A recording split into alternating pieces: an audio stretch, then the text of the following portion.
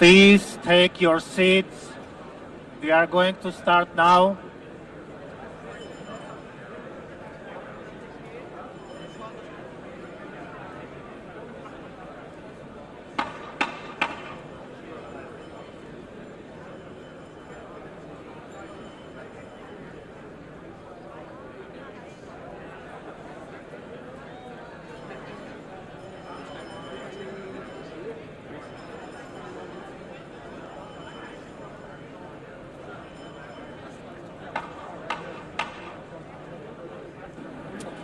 Good morning. Good morning, heads of states, excellencies, dear guests, people watching from home. The fourth plenary meeting of the General Assembly is called to order. After our intense Monday, today starts the general debate of the 80th session. Before proceeding to the general debate, the Assembly will hear an introduction by Secretary General of his annual report on the work of the organization. Under Agenda Item 110, in accordance with Resolution 51/241 of 31st July 1997. Please take your seat. I now give the floor to the Secretary General of the United Nations of 31st July 1997.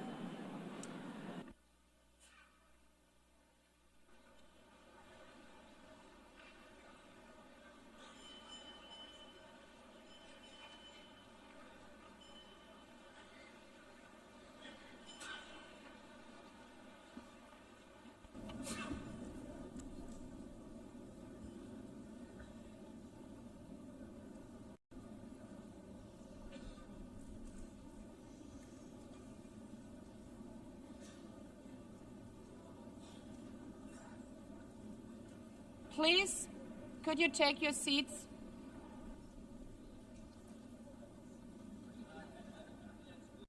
Let me begin with two words we have not been able to say often enough in this hall.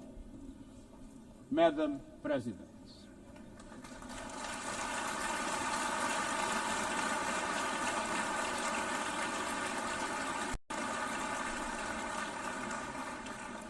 Excellencies, ladies and gentlemen, 8 years ago, in a world scorched by war, leaders made a choice: cooperation over chaos, law over lawlessness, peace over conflict. And that choice gave birth to the United Nations, not as a dream for perfection, but as a practical strategy for the survival of humanity. Many of our founders had seen firsthand the hell of the death camps and the terror of war. They knew that true leadership meant creating a system to prevent a replay of those horrors, a firewall against the flames of conflict and World War III, a forum for sovereign states to pursue dialogue and cooperation, and a concrete affirmation of an essential human truth: we are all in this together. And this General Assembly Hall is the heartbeat of that truth. It is why for decades world leaders have come to this one-of-a-kind podium. It is why you are here today. Because at its best, the United Nations is more than a meeting place.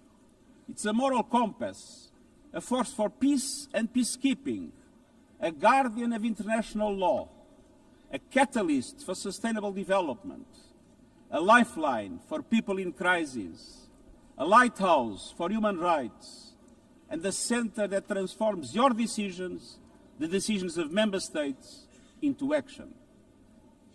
80 years on, we confront again the question our founders faced, only more urgent, more intertwined, more unforgiving. What kind of world do we choose to build together? Excellencies, we have our work cut out for us as our ability to carry out that work is being cut from us.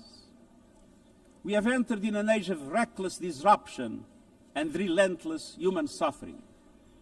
Look around. The principles of the United Nations that you have established are under siege. Listen, the pillars of peace and progress are buckling under the weight of impunity, inequality, and indifference. Sovereign nations invaded, hunger weaponized, truce silence, rising smoke from bombed-out cities, rising anger in fractured societies, rising seas swallowing coastlines. Each one a warning, each one a question. What kind of world will we choose? A world of raw power or a world of laws? A world that is a scramble for self-interest or a world where nations come together? A world where might makes right or a world of rights for all? Excellencies, our world is becoming increasingly multipolar, and this is positive, reflecting a more diverse, dynamic global landscape. But multipolarity without effective multilateral institutions can court chaos, as Europe has learned the hard way, resulting in World War I. It was multipolar, but there was no multilateral institutions. So let's be clear. International cooperation is not naivete. It is hard-headed pragmatism. In a world where there's leap borders, isolation is an illusion. No country can stop a pandemic alone. No army can halt rising temperatures. No algorithm can rebuild trust once it is broken. These are global stress tests of our system, our solidarity, and our resolve. I'm convinced we can pass these tests, and we must. Because people everywhere are demanding something better, and we owe them a system worthy of their trust and a future worthy of their dreams. And so we must make the choice, an active choice, to reaffirm the imperative of international law, to reassert the centrality of multilateralism, to reinforce justice and human rights, and to recommit to the principles that gave rise to our organization, and to the promise contained in its first words, we the peoples. Excellencies, the choices we face are not part of an ideological debate. They are a matter of life and death for millions. As I scan the global landscape, we must make 5 critical choices.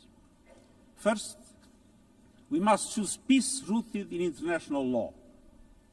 Peace is our first obligation. Yet today, wars rage with a barbarity we vowed never to allow. Too often, the Charter is brandished when convenient and trampled when not. But the Charter is not optional. It is our foundation. And when the foundation cracks, everything built upon fractures. Around the world, we see countries acting as if the rules don't apply to them. We see humans treated as less than human, and we must call it out. Impunity is the mother of chaos, and it has spawned some of the most atrocious conflicts of our times. In Sudan, civilians are being slaughtered, starved, and silenced. Women and girls face unspeakable violence. There is no military solution. I urge all parties, including those in this hall, end the external support that is fueling this bloodshed. Push to protect civilians, because the Sudanese people deserve peace, dignity, and hope. In Ukraine, relentless violence continues to kill civilians, destroy civilian infrastructure, and threaten global peace and security. I commend recent diplomatic efforts by the United States and others. We must work for a full ceasefire and a just, lasting peace in accordance with the Charter, UN resolutions, and international law. In Gaza, the horrors are approaching a third monstrous year. They are the result of decisions that defy basic humanity. The scale of death and destruction are beyond any other conflict in my years as Secretary General. The International Court of Justice has issued legally binding provisional measures in the case named Application of the Convention on the Prevention and Punishment of the Crime of Genocide in the Gaza Strip. Since then, a famine has been declared and the killing has intensified. The measures stipulated by the ICJ must be implemented fully and immediately.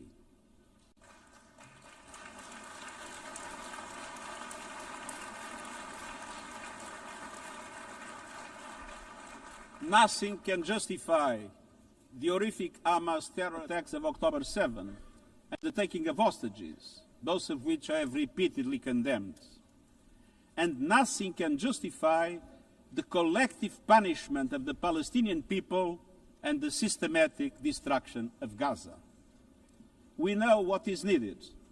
Permanent ceasefire now. All the hostages released now. Full humanitarian access now. And we must not relent in the only viable answer to sustainable Middle East peace, a two-state solution as so eloquently reaffirmed yesterday. We must urgently reverse dangerous trends on the ground. Relentless settler expansion and violence and the looming threat of annexation must stop. Everywhere, from Haiti to Yemen, to Myanmar and the Sahel and beyond, we must choose peace anchored in international law. The past year has brought glimmers of hope, including the ceasefire between Cambodia and Thailand, and the agreement between Azerbaijan and Armenia brokered by the United States. But far too many crises continue unchecked. Impunity prevails, lawlessness is a contagion, it invites mayhem, accelerates terror, and risks a nuclear free-for-all. When accountability shrinks, graveyards grow. When UN staff and facilities are attacked, violating legal obligations, so too is the core of our ability to serve and deliver. The Security Council must live up to its responsibilities. It must be more representative, more transparent, and more effective. Beyond crisis response, we must tackle the injustices that ignite conflict: exclusion, inequality, impunity, and corruption.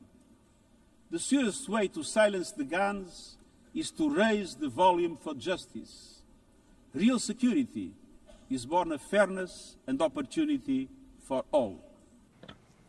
Excellences, cela m'amène au deuxième point. This leads me to my second point.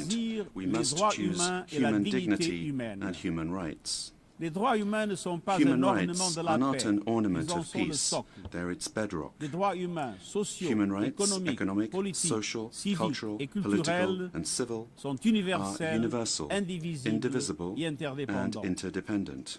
Choisir les droits, Choosing c'est rights plus que des means paroles. more than C'est words. choisir la justice It plutôt que le means choosing silence. justice over C'est silence. préserver la liberté It means et l'espace protecting civique. freedom and civic space. Faire avancer l'égalité pour Advancing les femmes et equality les for filles. women and girls. Combattre le Confronting racisme et la racism and discrimination sous discrimination toutes leurs in formes. all its forms. Protéger les défenseurs des Protecting droits human humains, rights les defenders, journalistes journalists, et la liberté and freedom of d'expression, speech.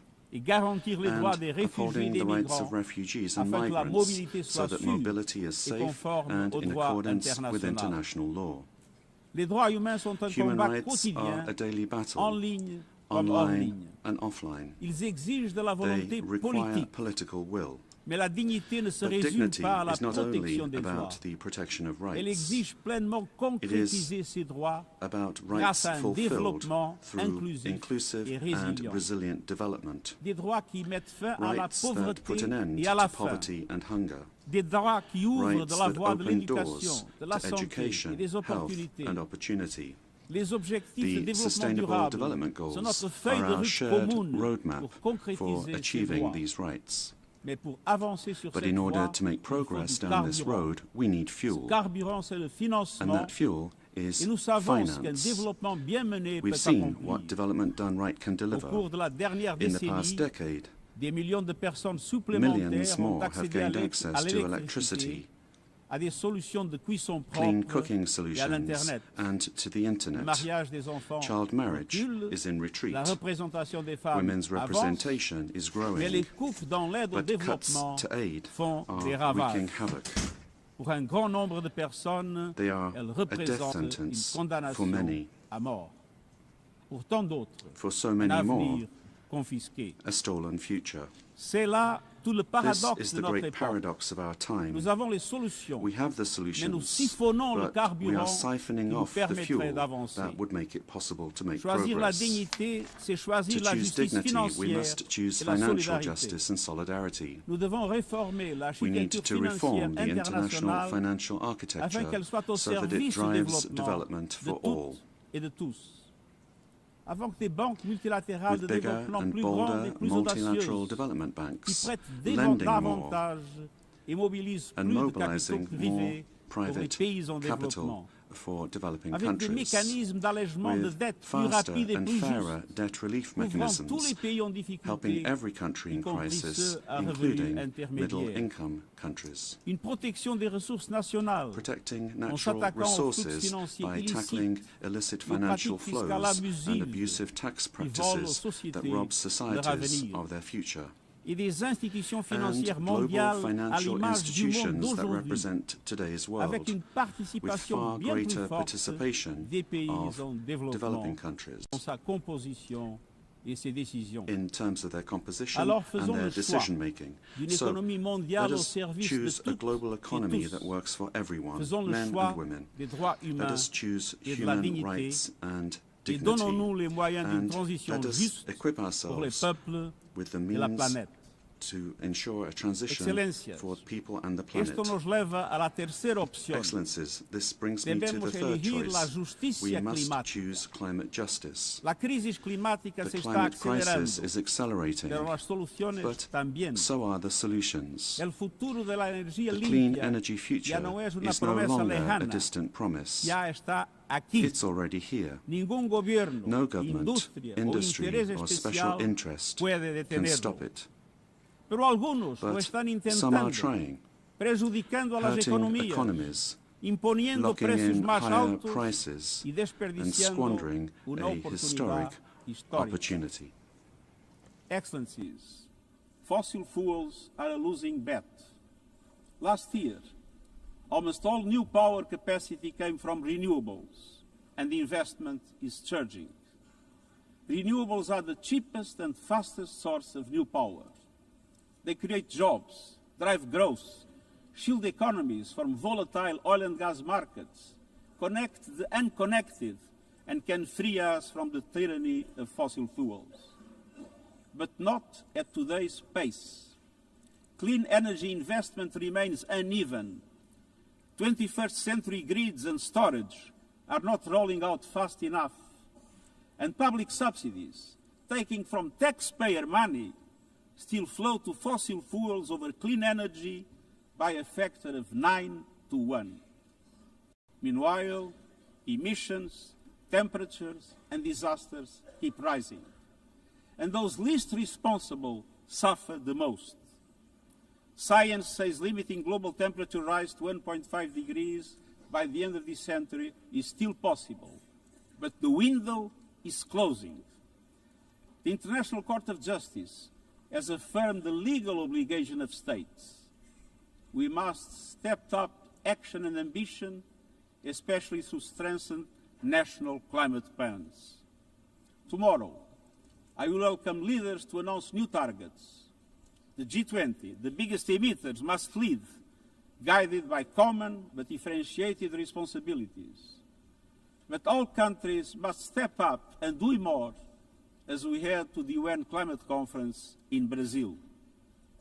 By accelerating action in energy, forests, methane and industrial decarbonization, by defining a credible roadmap to mobilize $1.3 trillion annually in climate finance by 2035 for developing countries, by supporting just transitions, by doubling finance for adaptation to at least $40 billion this year, and rapidly deploying proven tools to unlock billions more in concessional finance, and by capitalizing the Loss and Damage Fund with significant contributions.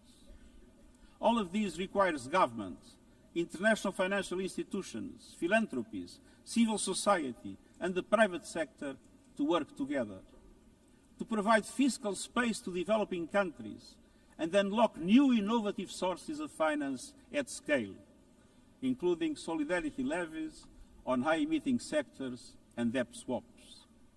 We have the solutions and tools, but we must choose climate justice and climate action. First, we must choose to put technology at the service of humanity. Artificial intelligence is rewriting human existence in real time, transforming how we learn, work, communicate, and what we can trust. And the question is not how to stop it, but how to steer it for the greater good. Technology must be our servant, not our master. It must promote human rights, human dignity, and human agency. Yet today, AI's advancement in outpacing regulation and responsibility and is concentrated in a few hands. And the risks are expanding to new frontiers, from biotech to autonomous weapons. We are witnessing the rise of tools for mass surveillance, mass social control, mass disruption, and even mass destruction. Tools that can drain energy, strain ecosystems, and intensify the race for critical minerals, potentially stoking instability and conflict. Yet, these technologies remain largely ungoverned. We need universal guardrails and common standards across platforms. No company should be above the law. No machines should decide who lives or dies. No system should be deployed without transparency, safety, and accountability. Last month, this Assembly took a historic step, establishing an independent international scientific panel on AI and an annual global dialogue on AI governance. Two new pillars of a shared architecture, connecting science with policy to bring clarity and foresight, enabling innovation to flourish while advancing our values and our rights, and ensuring governments, companies, and civil society can help shape common norms. We must build on these mechanisms and close the capacity gap. All countries must be able to design and develop AI, not just to consume it. I have proposed voluntary financing options to build AI computing power, data, and skills in developing nations. No country should be locked out of the digital future or locked into systems it cannot shape or trust. And governments must lead with vision, and companies must act with responsibility. And we, the international community, must ensure that technology lifts up humanity. So let us choose cooperation over fragmentation, ethics over expediency, and transparency over opacity. Technology will not wait for us, but we can still choose what it serves. So let us choose wisely. Fifth and finally, to meet all these goals, we must choose to strengthen the United Nations for the 21st century. The forces shaking our world are also testing the foundations of the United Nations system. We are being hit by rising geopolitical tensions and divisions, chronic uncertainty, and mounting financial strain. But those who depend on the United Nations must not be made to bear the cost, especially now, when for every dollar invested to support our core work to build peace, the world spends $750 on weapons of war. This is not only unsustainable, it is indefensible. In this moment of crisis, the United Nations has never been more essential. The world needs our unique legitimacy, our convening power, our vision to unite nations, to bridge divides and confront the challenges before us. The Pact for the Future has shown your determination to build a United Nations that is stronger, more inclusive, and more effective. That is the logic and the urgency of our UN80 initiative. We are moving swiftly and decisively. I put forward concrete proposals, a revised budget for 2026 that strengthens accountability, improves delivery, and cuts costs. Practical reforms to implement mandates more effectively and efficiently with greater impact. And ideas to spark a paradigm shift in the structure of the UN and how its parts work together. Most of these decisions rest with you, the Member States, and we will move forward in full respect of the established procedures. Together, let us choose to invest in a United Nations that adapts, innovates, and is empowered to deliver for people everywhere. Excellencies, my overriding message comes down to this. Now is the time to choose. It's not enough to know what the right choices are. I urge you to make them. I grew up in a world where choices were few. I was raised in the darkness of dictatorship, where fear silenced voices and hope was nearly crushed. Yet, even the bleakest hours, especially then, I discovered a truth that has never left me. Power does not reside in the hands of those who dominate or divide. Real power resides from people, from our shared resolve to uphold dignity, to defend equality, to believe fiercely in our common humanity and the potential of every human being. I learned early to persevere, to speak out, to refuse to surrender, no matter the challenge, no matter the obstacle, no matter the hour. We must and we will overcome. Because in a world of many choices, there is one choice we must never make, the choice to give up. We must never give up.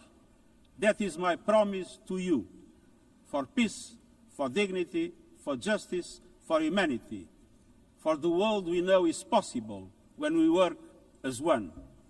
I will never, ever give up. Thank you.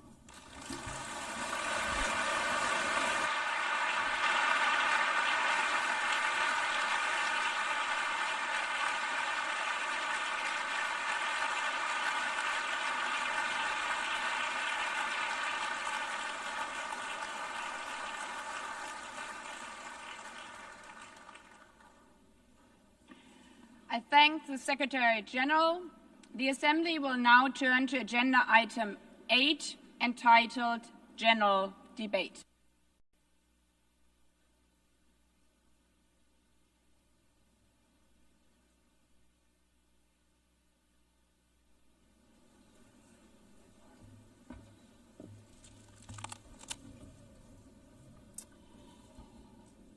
"80 years.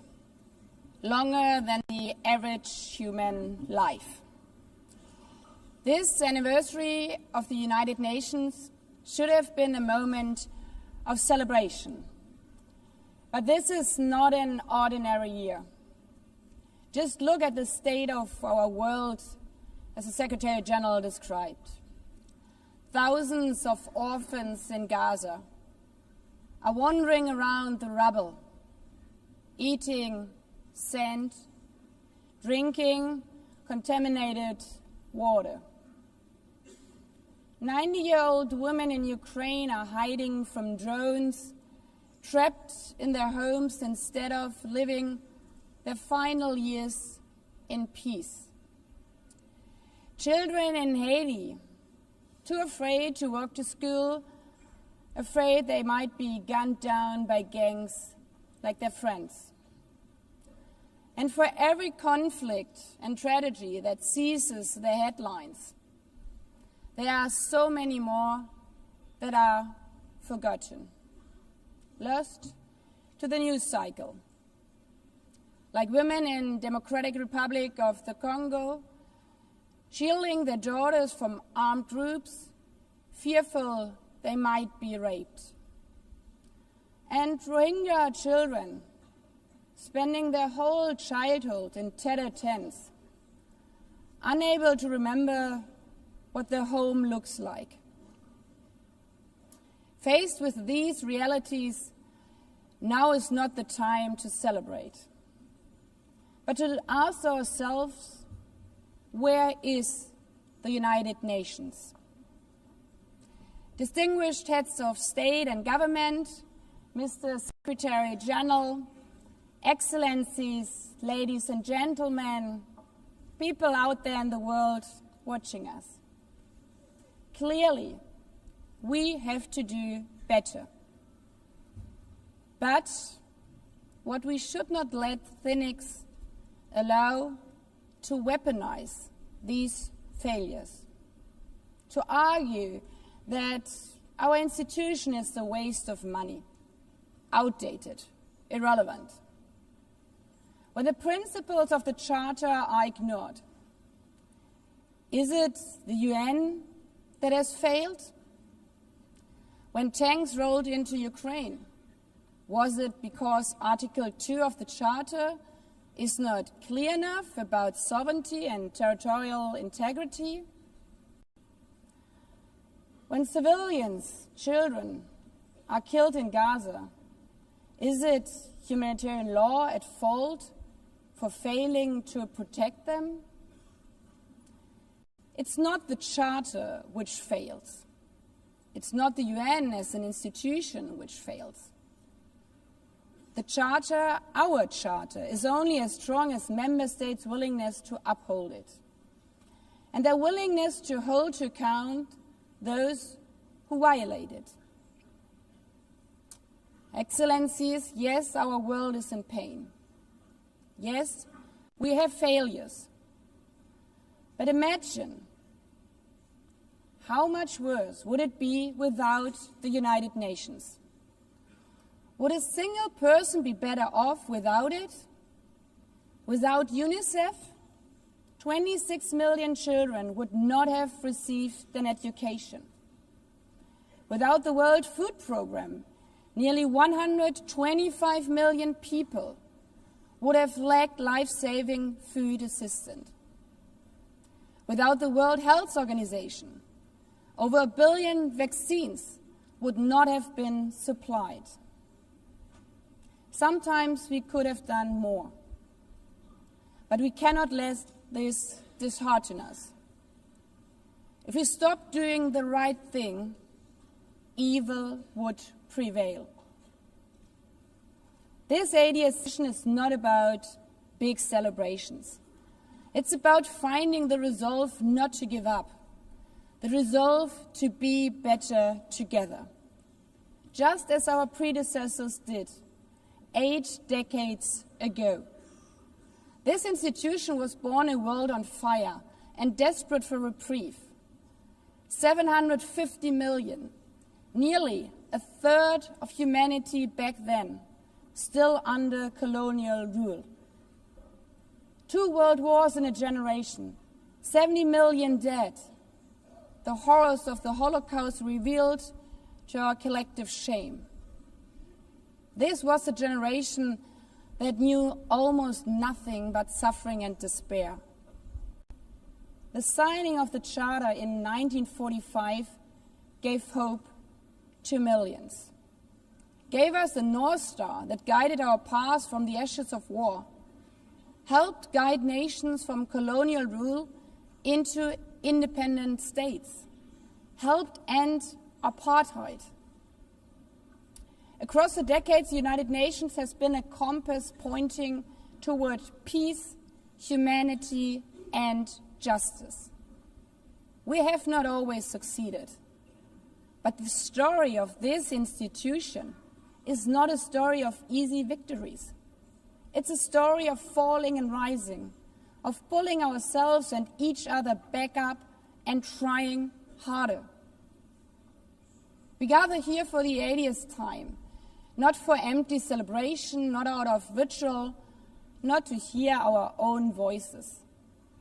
We gather to prove that this institution matters, and that through this institution, every nation represented here, no matter how big or small, can summon again the strength and unity first shown in San Francisco 80 years ago.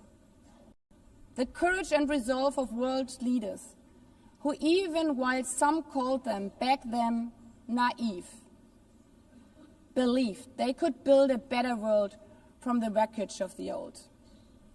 They showed then what true leadership is. It's not about imposing your will or putting others down. True leadership is about lifting others up, not out of altruism, but for our mutual benefit, and even out of our self-interest. Because as our founders and every architect of peace since then has understood, helping others is what makes ultimately our own countries stronger. Could any state have faced the global pandemic alone? The virus did not have any passport. We were only able to solve it at the end with the support of the World Health Organization. The climate crisis does not stop at borders. CO2 emissions anywhere affect people everywhere. Even the wealthiest cities in the world cannot shield themselves from wildfires. And imagine coming here by plane, how safe would you feel to step into the next airplane if there were no International Civil Aviation Organization anymore, which is responsible for setting safety regulations for 5 billion passengers each year? How comfortable would you be with your children using the internet while AI is uncontrolled and unchecked? As the lines between what is real and fake start to blur. In this globalized, digitalized world, we work together or we suffer alone. Excellencies, the theme of this milestone session and the high-level week is therefore better together. 80 years and more for peace, development, and human rights. Will living up to that be easy? No. But this hall was not built for easy times. It was built to come together to confront the hardest topics. This session is a session where the high-level week is about resolving differences. We showed some of it yesterday already. But even the House of Dialogue and Diplomacy needs a renovation. That is why the UN80 initiative and the wider reform process are not luxuries, but necessities. We are literally now at a crossroads, a make it or break it moment, politically, financially. Therefore, we have to deliver a United Nations that is agile, cost-effective, and fit for purpose. Member States have to give the Secretary General and this process their full support, because reform cannot stop in New York. It must carry through to every capital. That includes delivering the Pact for the Future and accelerating progress on the Sustainable Development Goals. Again, this is not about charity. It's about addressing the core purposes of this institution, about strengthening our foundations across all 3 pillars: peace and security, human rights, and sustainable development. They are inseparable. Leaving hundreds of millions trapped in extreme poverty, vulnerable to crisis, and denied their human rights is not only a moral failure, it's a recipe for global unrest, terrorism, and a tragic waste of humanity's greatest resource, its people. Put it simply, without the SDGs, there cannot be lasting peace. Excellencies, our future as an institution will also be shaped by the selection of the next Secretary General. And here we must pause and reflect. In nearly 80 years, this organization has never chosen a woman for that role.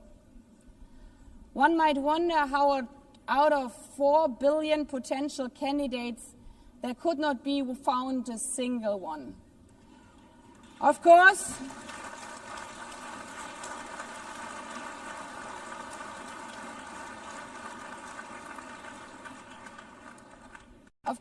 the choice rests with member states. But those of you having been there yesterday celebrating Beijing, one strong female leader after the other from all our continents.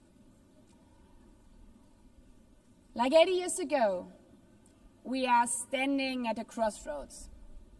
And it's up to us, to every single member state, to live up to the same leadership as your predecessors did.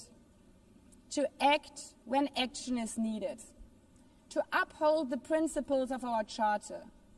To be better together. To show the people around the world that this United Nation is there.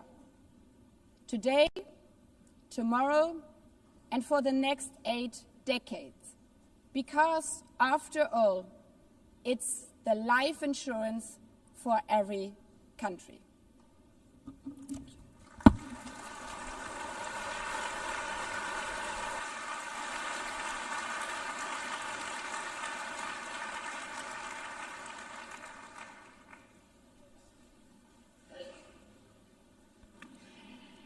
Before giving the floor to the first speaker for this morning, I would like to remind member states that the list of speakers for the general debate has been established on the agreed basis that statements should be no longer than 15 minutes to enable all the speakers to be heard at a given meeting. Within this time frame, I would like to appeal to speakers to deliver their statements at a reasonable pace so that interpretation into the other official languages may be provided properly.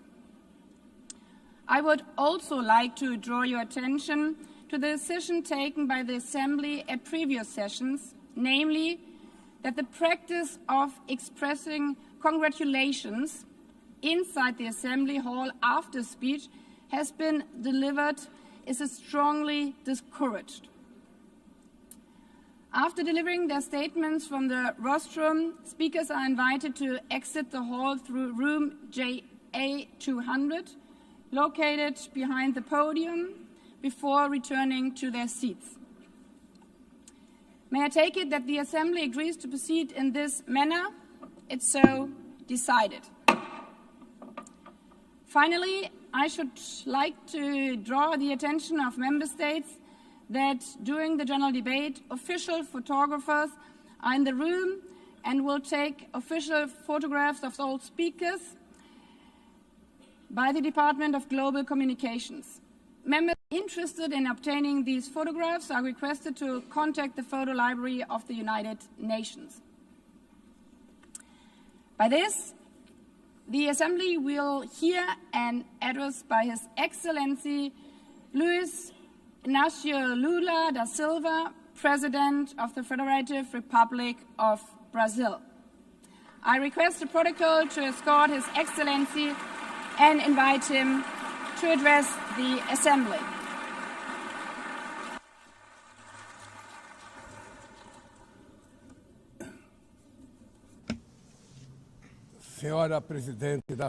Madam President of the General Assembly, Annalena Barbucchi, Mr. Secretary General Antonio Guterres, dear heads of state and government, and representatives of the member states gathered here. This should be a time to celebrate the United Nations, created da guerra, at the end of the a war, ONU simboliza a the expressão UN mais symbolizes elevada the highest da aspiração expression pela paz of the e aspiration pela for peace prosperidade. and prosperity. Hoje, contudo, Today, however, os ideais que the inspiraram seus ideals that fundadores em São inspired its Francisco founders in San estão Francisco ameaçados are como nunca under estiveram threat as em toda a never sua before história. in their history. O multilateralismo Multilateralism está diante de is nova at a new encruzilhada. crossroads. A autoridade desta organização The organization's está em authority xeque. is in check. Assistimos à We are consolidação de uma witnessing the desordem consolidation internacional of an international order marcada por seguidas marked by concessões repeated à política concessions do poder. to power play, Atentados à attacks soberania, on sovereignty, sanções arbitrárias arbitrary sanctions, e intervenções and unilaterais unilateral estão se interventions tornando are regra. becoming the rule.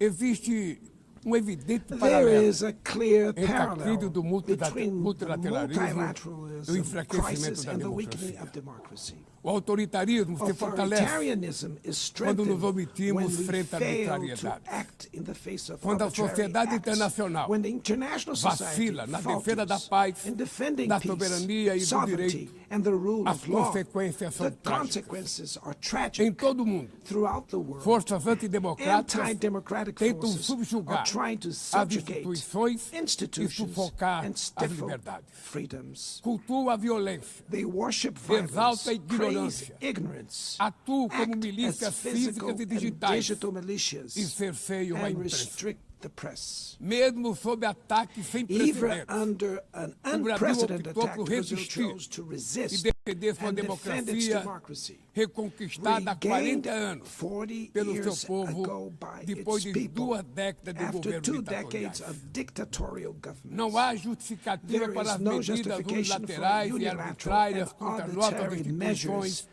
e nossa against our economia. institutions and our A economy. agressão contra a independência do The poder aggression judiciário against the é independence of the inaceitável. judiciary branch of Esta power is ingerência unacceptable. em This assuntos interference internos in domestic conta com o affairs auxílio de uma is extrema-direita aided by a subserviente subservient e saudosa far-right de antigas who is hegemonias. nostalgic of past Falsos hegemonies.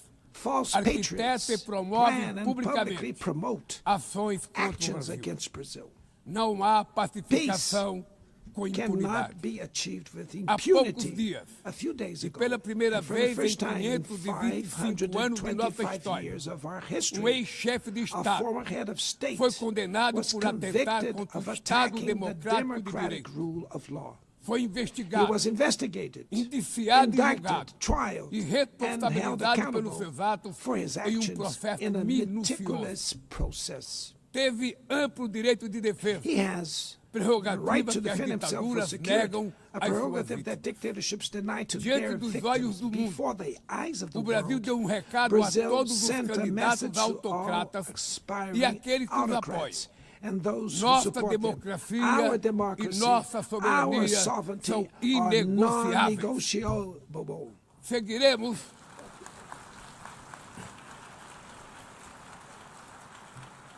Seguiremos como We will nação continue independente as an e como independent povo nation livre and as de a people qualquer tipo de free tutela. from any type of guardianship. Democracias sólidas, Sound além democracies do go ritual beyond eleitoral. the electoral ritual. seu vigor Its strength pressupõe a redução das presupposes the desigualdades, reduction of a garantia inequalities, dos the direitos mais guarantee of the elementares, most basic a rights, alimentação, food, a segurança, safety, o trabalho, work, a moradia, housing, a educação education, e a and saúde. health. A democracia falha Democracy quando as fails mulheres ganham when menos que women os homens earn less than ou men morrem pelas or mãos de die parceiros at e the hands familiares. of partners and family Ela members. perde It quando loses fecha suas when it portas closes its e doors culpa migrantes and pelas blames mazelas do migrants mundo. for the world's ills. A pobreza Poverty é tão is inimiga a da much democracia an enemy of quanto o democracy extremismo. as extremism. Por isso, Therefore, foi com orgulho we were proud que to recebemos receive da FAO a confirmation from confirmação de que o FAO Brasil that voltou Brazil a has sair do once mapa again da left fome the hunger este map ano de in this 2025. year, 2025. Mas no mundo, But in the ainda há world, 670 there are milhões still de pessoas famintas 670 million e hungry cerca de people 2 and bilhões e about 300 milhões 2.3 billion enfrentam insegurança face alimentar. food insecurity. A única guerra The only que war todos podem of sair which vencedores Everyone é can que emerge travamos victorious contra a is the fome e a one we wage pobreza. against hunger and Esse é o poverty. objetivo da Aliança This is the Global goal of the que global lançamos no alliance we G20 launched e que já conta at the com o apoio de G20 and which has the 103 support países. of 103 A countries. comunidade The internacional international community precisa rever needs to suas revise prioridades, its priorities, reduzir os gastos com reduce guerras arms e spending, aumentar a ajuda and ao increase desenvolvimento. development aid. Aliviar o serviço da Relieve the dívida service externa of the dos foreign países mais debt pobres, of the poorest sobretudo os countries, above africanos, all African e nations, definir and padrões set mínimos de minimum tributação global global tax standards para que os super so ricos that the super paguem mais rich impostos pay que more os taxes trabalhadores. than workers. A democracia também se Democracy mede is pela also capacidade measured by de the proteger ability as to protect famílias e a families infância. and the childhood. As plataformas digitais Digital platforms trazem offer possibilidade de nos possibilities for aproximar us to come como together jamais in havíamos ways we imaginado, never imagined. mas têm sido usadas But they para have been semear used for intolerância, sowing misoginia, intolerance, xenofobia e desinformação. xenophobia, and A internet misinformation. The internet não pode ser terra cannot be sem a lei. land of Cabe ao poder lawlessness. público proteger It's os up mais to governments vulneráveis. to protect the most Regular vulnerable. não é Regulating restringir does a not liberdade de mean expressão, restraining é freedom garantir of expression. que o que It's já é about ilegal ensuring no mundo real that what is seja already tratado assim illegal in the também real no world is ambiente treated digital, the no way in ambiente the virtual virtual. environment. Ataques à Attacks regulação on regulation serve para encobrir serve to interesses cover up escusos hidden e dar interests guarida a and crimes provide como fraudes, shelter for tráfico de crimes pessoas, such pedofilia as fraud, e human investidas trafficking, contra a democracia. pedophilia, and attacks against the O Parlamento brasileiro, The Brazilian parliament corretamente, was right to apressou-se em rush abordar esse this to problema. address this issue. Com orgulho, Last week, promulguei na I última proudly semana enacted uma das leis mais one of the avançadas world's do most mundo advanced laws para for the proteger, protection para a of proteção de children and crianças e adolescents adolescentes in na the esfera digital. digital environment. Também enviamos ao Congresso Also, we Nacional sent draft bills projeto de lei to the national para Congress fomentar a to foster concorrência nos competition mercados digitais and digital e para markets and to incentivar encourage the a instalação installation de data of centers sustainable sustentáveis. data centers. Para mitigar os To riscos da mitigate inteligência the risks artificial, of artificial intelligence, apostamos na we are construção de uma committed to governança building multilateral multilateral em linha governance com o in Pacto line with the Digital global Global aprovado neste compact plenário that was o approved ano in this passado. plenary last year. Senhoras e senhores, Ladies and gentlemen, Your Na América Excellencies, Latina e in Latin Caribe, America and the Caribbean, vivemos momento we de are crescente experiencing a polarização time e of growing instabilidade. polarization and instability. Manter a região como zona de Maintaining the paz region as a zone of sempre peace foi e é a is nossa and was prioridade. our priority. Somos continente We livre are de a armas de continent destruição free em massa, of weapons of mass sem conflitos destruction, étnicos ou without religiosos. ethnic or religious preocupante. conflicts. A The equiparação entre a comparison between criminalidade e o crime terrorismo. and terrorism is A forma worrying. mais The eficaz most effective way de combater o to tráfico de combat drogas drug é a trafficking cooperação is to para cooperate reprimir to suppress a lavagem de dinheiro money e laundering limitar o and comércio de limit armas. arms trade. Usar força Using letal lethal em force situações in que não situations constituem that do not conflitos armados constitute armed equivale conflict is a executar tantamount pessoas to sem executing julgamento. people without trial.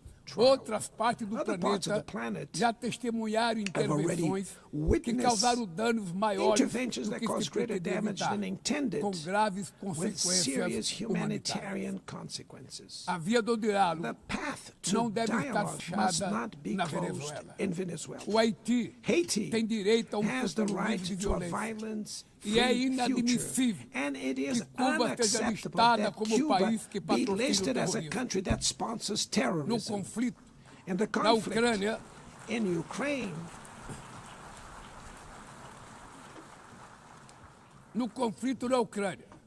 in the todos já conflict in sabemos Ukraine, que não we haverá all solução militar. already know that there will be O no recente encontro no military Alasca solution.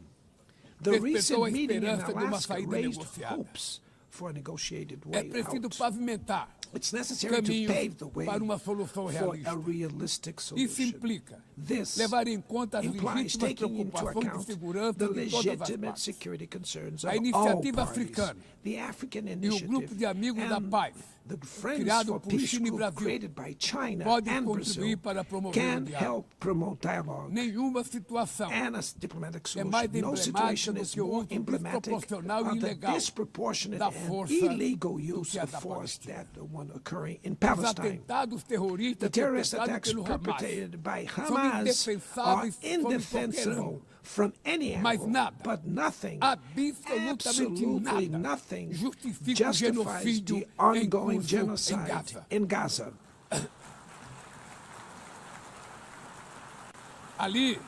There, under tons of rubble, are buried tens of thousands of innocent women and children. Estão sepultados ao direito internacional humanitário e o mito da superioridade étnica Este massacre não aconteceria sem a cumplicidade dos que poderiam evitar. In Gaza, fome é usada como arma de guerra. O deslocamento forçado de populações é praticado impunemente. Quero expressar minha admiração aos judeus que dentro e fora de Israel se opõem a esta punição coletiva. O povo palestino corre o risco de desaparecer. Só sobreviverá como um Estado independente integrado à comunidade internacional. Esta é a solução defendida por mais de 150 membros da ONU e afirmada ontem aqui, neste mesmo plenário, mas obstruída por um único veto. É lamentável que o presidente Mahmoud Abbas tenha sido impedido pelo país anfitrião de ocupar a bancada da Palestina nesse momento histórico.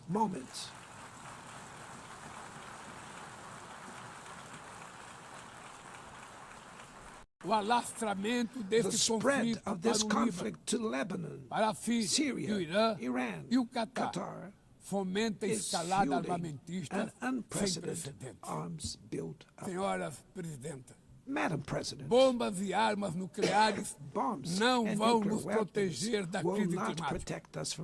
O ano de 2024 foi o mais quente já registrado. A COP30 em Belém, no Brasil, será a COP da verdade. Será o momento dos líderes mundiais provarem a seriedade de seu compromisso com o planeta. Sem ter o quadro completo das contribuições nacionalmente determinadas, a chamada NDC, caminharemos de olhos vendados para um verdadeiro abismo. O Brasil se comprometeu a reduzir entre 59% e 67% suas emissões, abrangendo todos os gases de efeito estufa em todos os setores da economia. Nações em desenvolvimento enfrentam a mudança do clima ao mesmo tempo em que lutam contra outros desafios. Enquanto isso, países ricos usufruem de padrão de vida obtido às custas de 200 anos de emissões de gás. Exigir maior ambição e maior acesso a recursos e tecnologias não é uma questão de caridade, é apenas uma questão de justiça.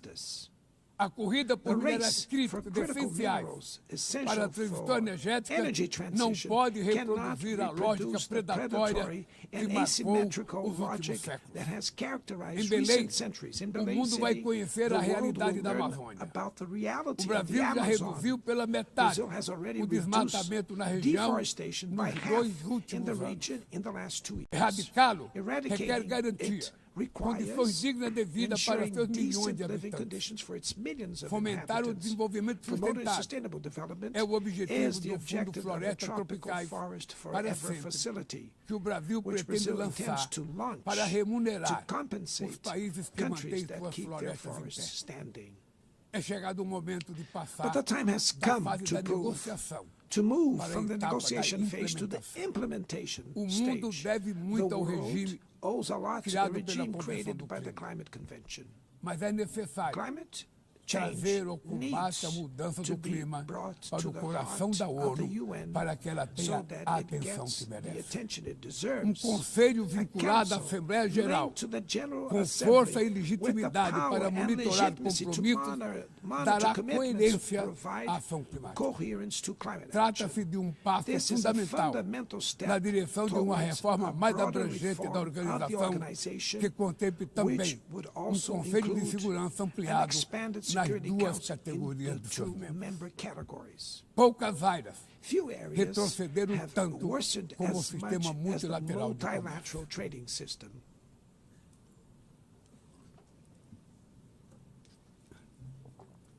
Medidas Unilateral unilaterais measures transformam em letra have rendered morta fundamental principles princípios basilares such as como a the cláusula most de favored nação nations mais clauses favorecida. meaningless. Desorganizam cadeias de valor They have e disrupted lançam a economia value mundial chains and em through the uma global espiral economy perniciosa into a de preços pernicious altos e spiral of estagnação. high prices and É urgente stagnation. It is urgent refundar a OMC em to bases refound the modernas e WTO flexíveis. based on modern Senhoras and flexible e senhores, foundations.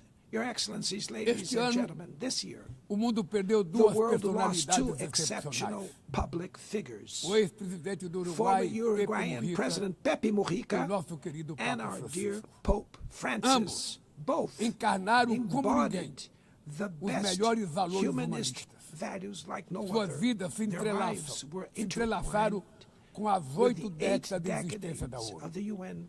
Se ainda estivesse entre nós, Existence. If they were still among us, provavelmente usariam they would esta use this tribuna platform para to lembrar remember que o autoritarismo, that authoritarianism, a degradação environmental ambiental e a degradation, and desigualdade inequality não são are not inexoráveis. relentless. Que os únicos derrotados That the only são os ones que cruzam os defeated are braços those who stand resignados. idly by, Que resigned, podemos vencer os falsos profetas e resignate, oligarcas and que that we can exploram defeat the o medo false e prophets and monetizam o oligarchs ódio. who exploit fear E and que o monetize amanhã hate, and that é feito de tomorrow escolhas is diárias made of daily e é preciso choices, coragem and it de takes agir courage para to transformá-lo. act to transform it. No futuro que o Brasil In the vislumbra, future that Brazil não há envisions, espaço there para a is no reedição room de for the rivalidades reenactment ideológicas of ou ideological esferas de rivalries or spheres A of confrontação effort. é Confrontation inevitável. is not inevitable. Precisamos de We lideranças need com leaders clareza de with visão, clear que visions entendam que a who ordem understand internacional that the não international é order jogo is de not a soma zero. zero-sum game. O século The XXI 21st será century cada will vez be mais increasingly multipolar. Para se multipolar. manter pacífico, For it não to pode remain deixar de ser peaceful, multilateral. it cannot fail O Brasil fall confere to multilateral. crescente importância à Brazil União is Europeia, giving à increasing União Africana, importance to the European à Union, the ASEAN, African Union, à CELAC, ASEAN, aos CELAC, BRICS e ao BRICS, G20. and the G20. A voz do The Sul voice global of the global South deve ser must respeitada e be ouvida. heard. A ONU, The UN tem hoje The UN quase has 4 today vezes almost mais 4 membros do que os times more members 51 than que estiveram the na 51 fundação. who were at its Nossa foundation. missão histórica Our é historic de torná-la mission novamente is to make it once portadora de again a esperança barrier of e hope promotora and da a igualdade promoter da of paz, equality, do desenvolvimento peace, sustentável sustainable e da development, diversidade diversity, e da and tolerância. tolerance. Que Deus May nos God abençoe a bless todos us e muito all. obrigado. And thank you very much.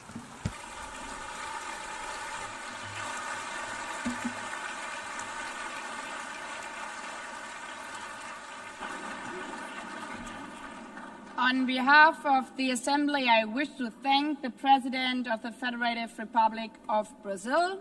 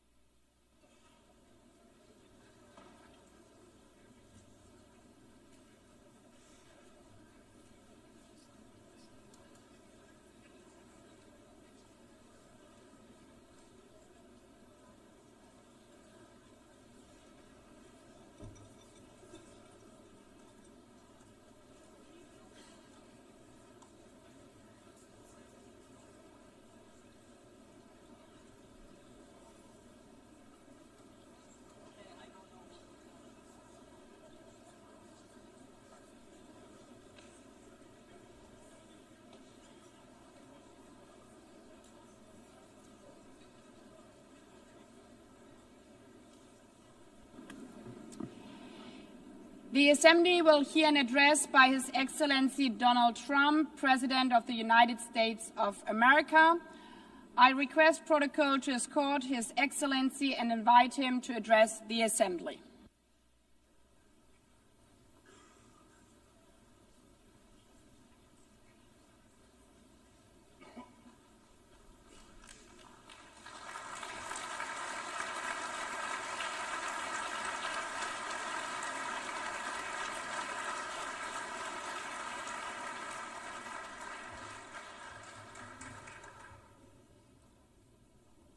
Thank you very much. Very much appreciated.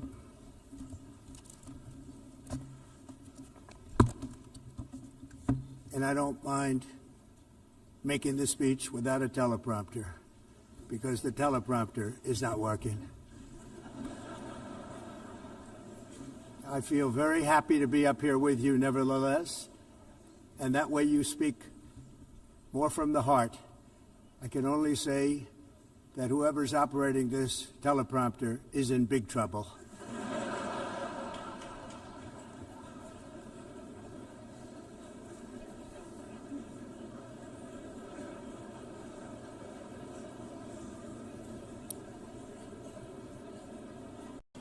Hello, Madam First Lady. Thank you very much for being here. And Madam President, Mr. Secretary General, First Lady of the United States, distinguished delegates, ambassadors, and world leaders. 6 years have passed since I last stood in this grand hall and addressed a world that was prosperous and at peace in my first term. Since that day, the guns of war have shattered the peace I forged on 2 continents. An era of calm and stability gave way to one of the great crises of our time. And here in the United States, 4 years of weakness, lawlessness, and radicalism under the last administration delivered our nation into a repeated set of disasters. 1 year ago, our country was in deep trouble, but today, just 8 months into my administration, we are the hottest country anywhere in the world, and there is no other country even close. America is blessed with the strongest economy, the strongest borders, the strongest military, the strongest friendships, and the strongest spirit of any nation on the face of the earth. This is indeed the golden age of America. We are rapidly reversing the economic calamity we inherited from the previous administration, including ruinous price increases and record-setting inflation we've never had before. Under my leadership, energy costs are down, gasoline prices are down, grocery prices are down, mortgage rates are down, and inflation has been defeated. The only thing that's up is the stock market, which just hit a record high. In fact, it hit a record high 48 times in the last short period of time. Growth is surging, manufacturing is booming. The stock market, as I said, is doing better than benefit by that. Almost everybody. And importantly, workers' wages are rising at the fastest pace in more than 60 years. And that's what it's all about, isn't it? In 4 years of President Biden, we had less than $1 trillion of new investment into the United States. In just 8 months since I took office, we have secured commitments and money already paid for $17 trillion. Think of it, 4 years, less than $1 trillion, 8 months, much more than $17 trillion is being invested in the United States, and it's now pouring in from all parts of the world. We've implemented the largest tax cuts in American history and the largest regulation cuts in American history, making this once and again the best country on earth to do business. And many of the people in this room are investing in America, and it's turned out to be an awfully good investment during this 8-month period. In my first term, I built the greatest economy in the history of the world. We had the best economy ever, history of the world. And I'm doing the same thing again, but this time it's actually much bigger and even better. The numbers far surpass my record-setting first term. On our southern border, we have successfully repelled a colossal invasion. And for the last 4 months, and that's 4 months in a row, the number of illegal aliens admitted and entering our country has been 0. Hard to believe, because if you look back just A year ago, it was millions and millions of people pouring in from all over the world, from prisons, from mental institutions, drug dealers. All over the world they came. They just poured into our country with the ridiculous open border policy of the Biden administration. Our message is very simple. If you come illegally into the United States, you're going to jail, or you're going back to where you came from, or perhaps even further than that. You know what that means. I want to thank the country of El Salvador for the successful and professional job they've done in receiving and jailing so many criminals that entered our country. And it was under the previous administration that the number became record-setting, and they're all being taken out. They have no choice. And other countries have no choice because other countries are in the exact same situation with immigration. It's destroying your country, and you have to do something about it. On the world stage, America is respected again like it has never been respected before. You think about 2 years ago, 3 years ago, 4 years ago, or 1 year ago, we were a laughingstock all over the world. At the NATO summit in June, virtually all NATO members formally committed to increase defense spending at my request from 2% to 5% of GDP, making our alliance far stronger and more powerful than it was ever before. In May, I traveled to the Middle East to visit my friends and rebuild our partnerships in the Gulf and those valued relationships with Saudi Arabia, Qatar, and the UAE and other countries are now, I believe, closer than ever before. My administration has negotiated one historic trade deal after another, including with the United Kingdom, the European Union, Japan, South Korea, Vietnam, Indonesia, the Philippines, Malaysia, and many, many others. Likewise, in a period of just 7 months, I have ended 7 unendable wars. They said they were unendable. You're never going to get them solved. Some were going for 31 years, 2 of them, 31, think of it, 31 years. One was 36 years. One was 28 years. I ended 7 wars. And in all cases, they were raging with countless thousands of people being killed.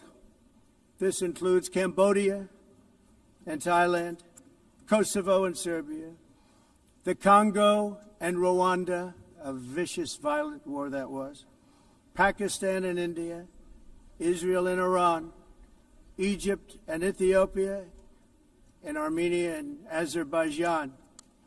It included all of them. No president or prime minister, and for that matter, no other country has ever done anything close to that. And I did it in just 7 months. It's never happened before. There's never been anything like that. I'm very honored to have done it. It's too bad that I had to do these things instead of the United Nations doing them. And sadly, in all cases, the United Nations did not even try to help in any of them. I ended 7 wars, dealt with the leaders of each and every one of these countries, and never even received a phone call from the United Nations offering to help in finalizing the deal. All I got from the United Nations was an escalator that on the way up stopped right in the middle. If the First Lady wasn't in great shape, she would have fallen, but she's in great shape. We're both in good shape. We both stood. And then a teleprompter that didn't work. These are the 2 things I got from the United Nations, a bad escalator and a bad teleprompter. Thank you very much. And by the way, it's working now. It just went on. Thank you. I think I should just do it the other way. It's easier. Thank you very much. I didn't think of it at the time because I was too busy working to save millions of lives. That is the saving and stopping of these wars. But later I realized that the United Nations wasn't there for us. They weren't there. I thought of it really after the fact, not during these negotiations, which were not easy. That being the case, What is the purpose of the United Nations? The UN has such tremendous potential. I've always said it. It has such tremendous, tremendous potential, but it's not even coming close to living up to that potential. For the most part, at least for now, all they seem to do is write a really strongly worded letter and then never follow that letter up. It's empty words, and empty words don't solve war. The only thing that solves war and wars is action. Now, after ending all of these wars and also earlier negotiating the Abraham Accords, which is a very big thing for which our country received no credit, never receives credit. Everyone says that I should get the Nobel Peace Prize for each one of these achievements. But for me, the real prize will be the sons and daughters who live to grow up with the mothers and fathers, because millions of people are no longer being killed in endless and unglorious wars. What I care about is not winning prizes, it's saving lives. We saved millions and millions of lives with the 7 wars. And we have others that we're working on, and you know that. Many years ago, a very successful real estate developer in New York, known as Donald J. Trump, I bid on the renovation and rebuilding of this very United Nations complex. I remember it so well. I said at the time that I would do it for $500 million, rebuilding everything. It would be beautiful. I used to talk about, I'm going to give you marble floors. They're going to give you terrazzo. I'm going to give you the best of everything. You're going to have mahogany walls. They're going to give you plastic. But they decided to go in another direction, which was much more expensive at the time, and which actually produced a far inferior product. And I realized that they did not know what they were doing when it came to construction, and that their building concepts were so wrong, and the product that they were proposing to build was so bad and so costly. It was going to cost them a fortune. And I said, and wait till you see the overruns. Well, I turned out to be right. They had massive cost overruns and spent between $2 and $4 billion on the building and did not even get the marble floors that I promised them. You walk on terrazzo. Do you notice that? As far as I'm concerned, frankly, looking at the building and getting stuck on the escalator, they still haven't finished the job. They still haven't finished. That was years ago.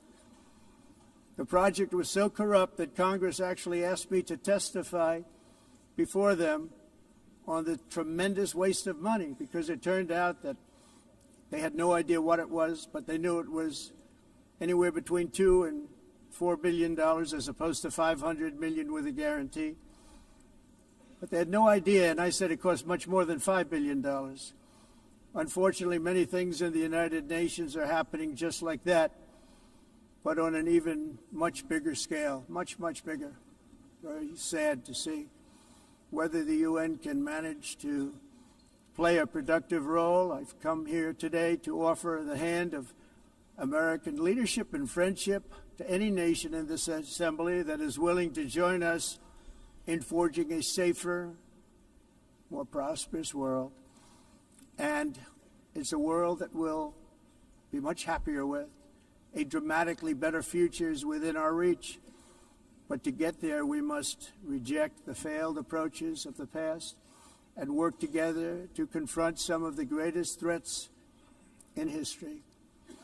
There is no more serious danger to our planet today than the most powerful and destructive weapons ever devised by man, of which the United States, as you know, has many.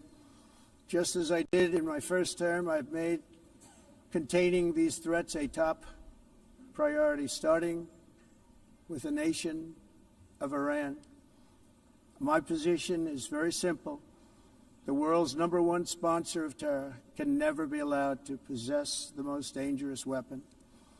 That's why, shortly after taking office, I sent the so-called Supreme Leader a letter making a generous offer. I extended a pledge of full cooperation in exchange for a suspension of Iran's nuclear program.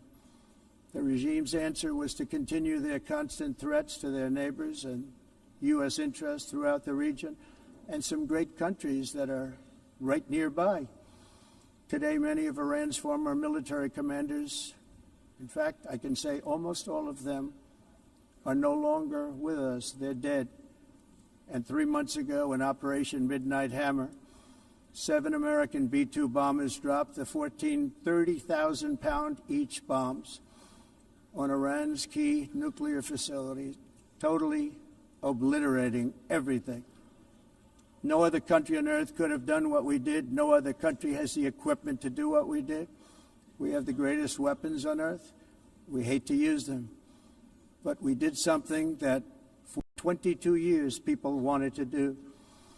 With Iran's nuclear enrichment capacity demolished, I immediately brokered an end to the 12-day war, as it's called, between Israel and Iran, with both sides agreeing to fight no longer. As everyone knows, I have also been deeply engaged in seeking a ceasefire in Gaza. Have to get that done. Have to get it done. Unfortunately, Hamas has repeatedly rejected reasonable offers to make peace. We can't forget October 7th, can we? Now, as if to encourage continued conflict, some of this body is seeking to unilaterally recognize a Palestinian state. The rewards would be too great for Hamas terrorists for their atrocities. This would be a reward for these horrible atrocities, including October 7th, even while they refuse to release the hostages or accept a ceasefire. Instead of giving to Hamas and giving so much, because they've taken so much, they have taken so much. This could have been solved so long ago. But instead of giving in to Hamas's ransom demands, those who want peace should be united with one message: release the hostages now. Just release the hostages now. Thank you.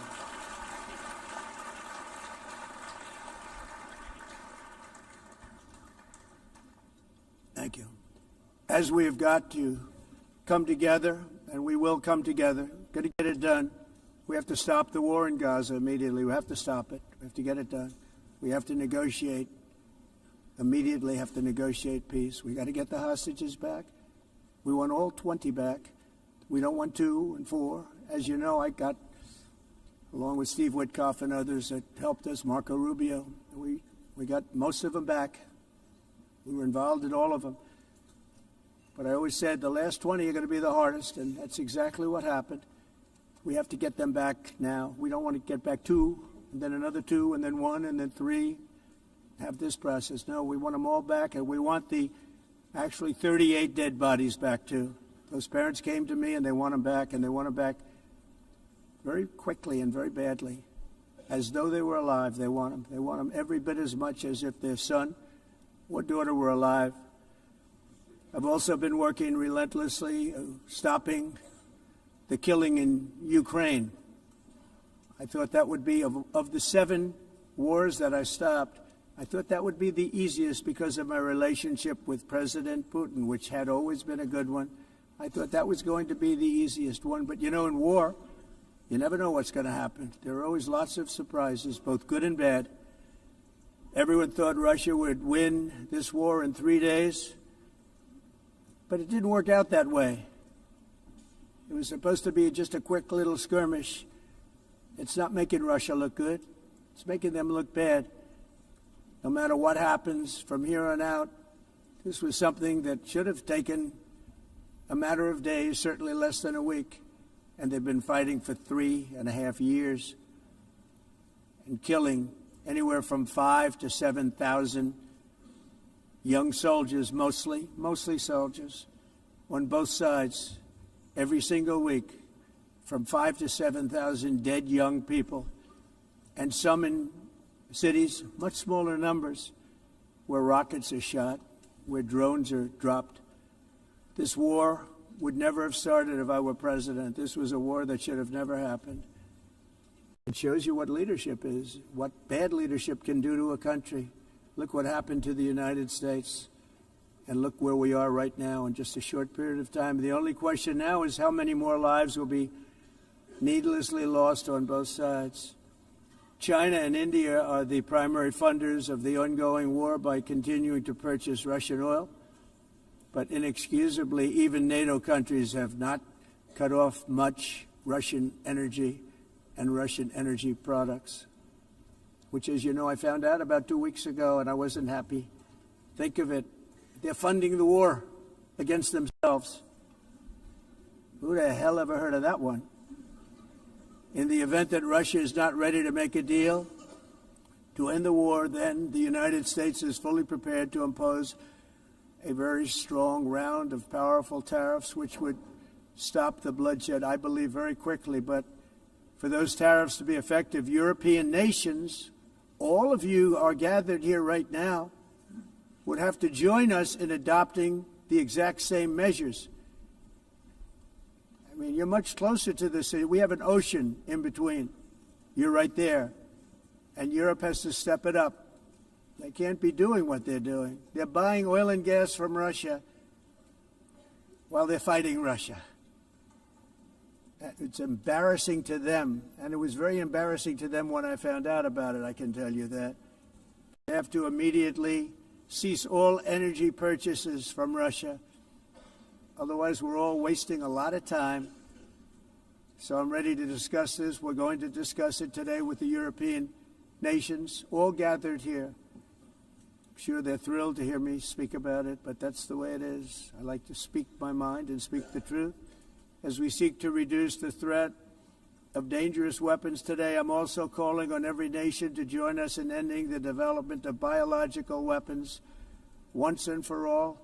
And biological is terrible, and nuclear is even beyond, and we include nuclear in that. We want to have a cessation of the development of nuclear weapons. We know, and I get to view it all the time. Sir, would you like to see? And I look at weapons that are so powerful that we just can't ever use them.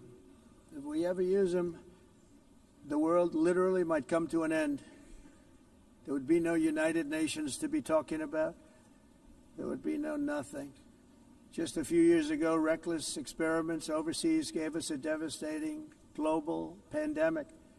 Yet despite that worldwide catastrophe, many countries are continuing extremely risky research into bioweapons and man-made pathogens. This is unbelievably dangerous.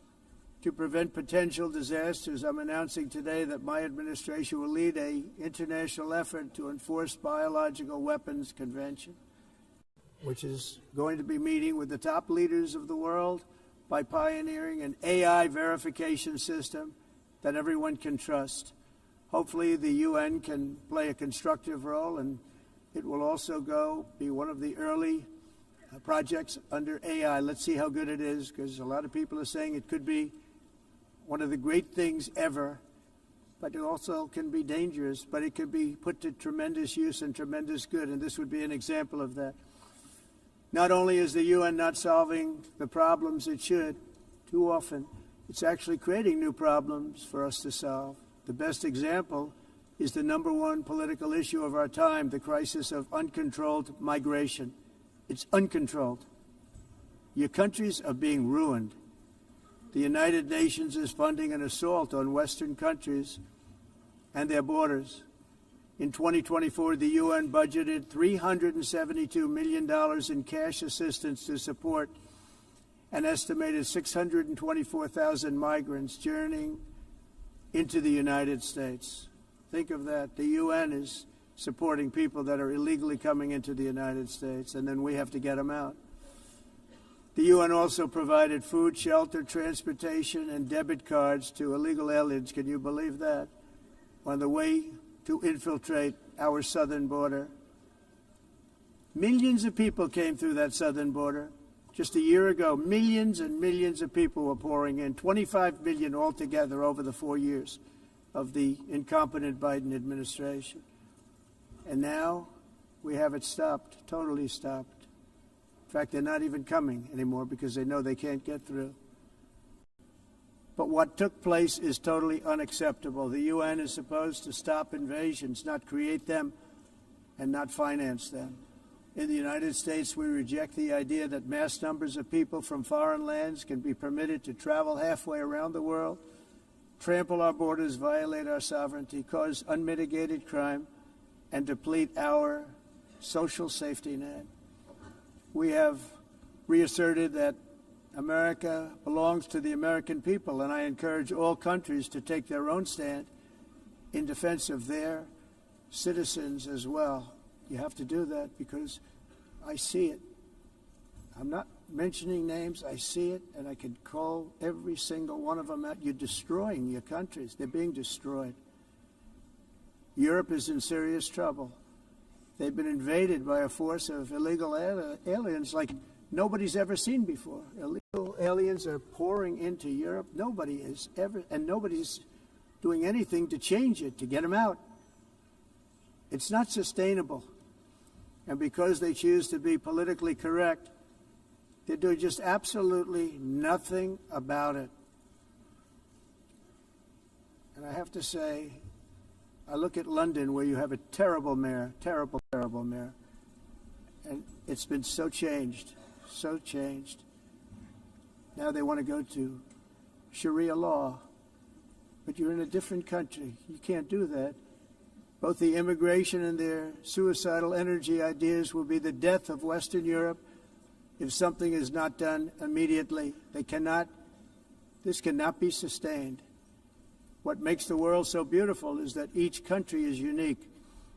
But to stay this way, every sovereign nation must have the right to control their own borders. You have the right to control your borders, as we do now, and to limit the sheer numbers of migrants entering their countries and paid for by the people of that nation that were there and that built that particular nation at the time. They put their blood, sweat, tears, money into that country, and now they're being ruined.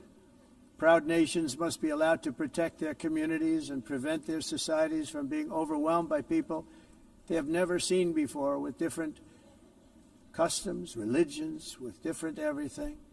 Where migrants have violated laws, lodged false asylum claims, or claimed refugee status for illegitimate reasons, they should, in many cases, be immediately sent home.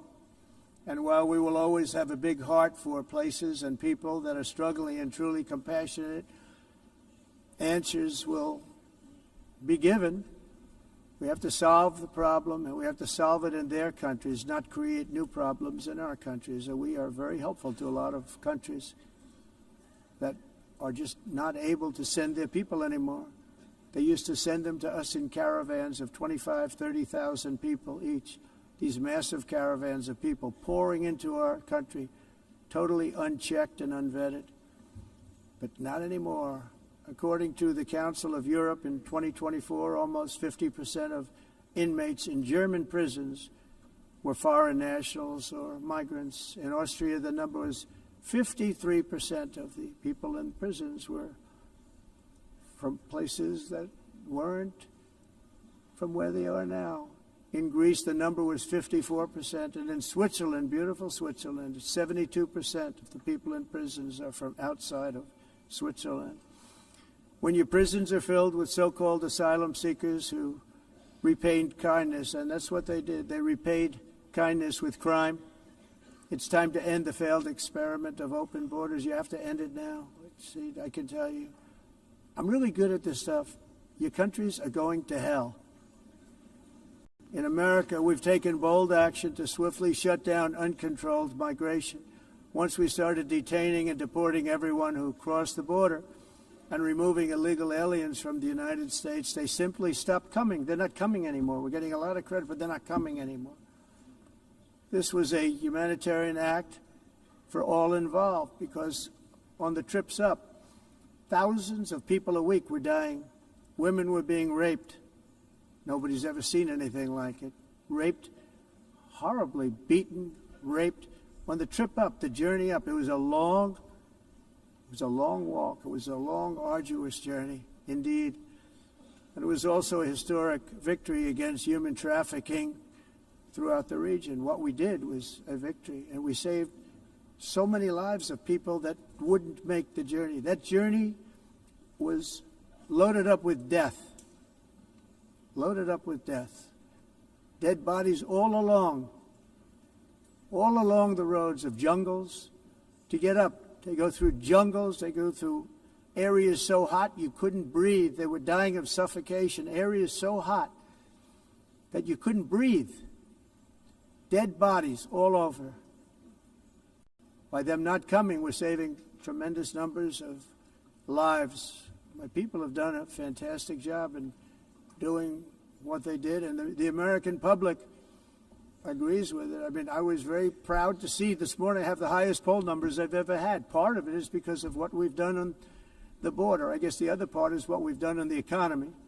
Joe Biden's policies empowered murderous gangs, human smugglers, child traffickers, drug cartels, and prisoners from all over the world. The previous administration also lost nearly 300,000 children. Think of that. They lost more than 300,000 children, little children, who were trafficked into the United States on the Biden watch, many of whom have been raped, exploited, and abused, and sold. Sold. Nobody talks about that. The fake news doesn't write about it. With many others, young children who are missing or dead. And we found a lot of these children, and we're sending them back, and we've been sending them back to their parents. They said, nobody knows who they are. They said, where do you come from? And they'll give us a country, and we'll find out, and we'll figure it out, and we'll bring them back to their homes. And the mother and father rush to the door, and their tears in their eyes. They can't believe that they're seeing their son or daughter, their little son or daughter again. We've done almost 30,000 of them so far. Any system that results in the mass trafficking of children is inherently evil. Yet that is exactly what the globalist migration agenda has done, and it's what it's all about. In America, those days, as you know, are over. The Trump administration is working, and we are continuing to work to track down the villains that are causing this problem, and also, as I said, to get back the 30,000 we've already returned. Now I think we're going to have another. We're going to find a lot. You're not going to find all of them. 300, more than 300,000. They're lost or they're dead. They're lost or they're dead because of the animals that did this. To protect our citizens, I've also designated multiple savage drug cartels as far as and you see this, and you see it happening right before your eyes. Let's put it this way. People don't like taking big loads of drugs in boats anymore. There aren't too many boats that are traveling on the seas by Venezuela. They tend not to want to travel very quickly anymore. And we've virtually stopped drugs coming into our country by sea. We call them the water drugs. They kill hundreds of thousands of people. I've also designated multiple savage drug cartels as far as foreign terrorist organizations, along with two bloodthirsty transnational gangs, probably the worst gangs anywhere in the world, MS-13 and Tren de Aragua. Tren de Aragua is from Venezuela, by the way. Such organizations torture, maim, mutilate, and murder with impunity. They're the enemies of all humanity. For this reason, we've recently begun using the supreme power of the United States military to destroy Venezuelan terrorists and trafficking networks led by Nicolas Maduro. To every terrorist thug smuggling poisonous drugs into the United States of America, please be warned that we will blow you out of existence. That's what we're doing. We have no choice. Can't let it happen. They're destroying. I believe we lost 300,000 people last year to drugs, 300,000. Fentanyl and other drugs. Each boat that we sink carries drugs that would kill more than 25,000 Americans. We will not let that happen. Energy is another area where the United States is now thriving like never before. We're getting rid of the falsely named renewables. By the way, they're a joke. They don't work. They're too expensive.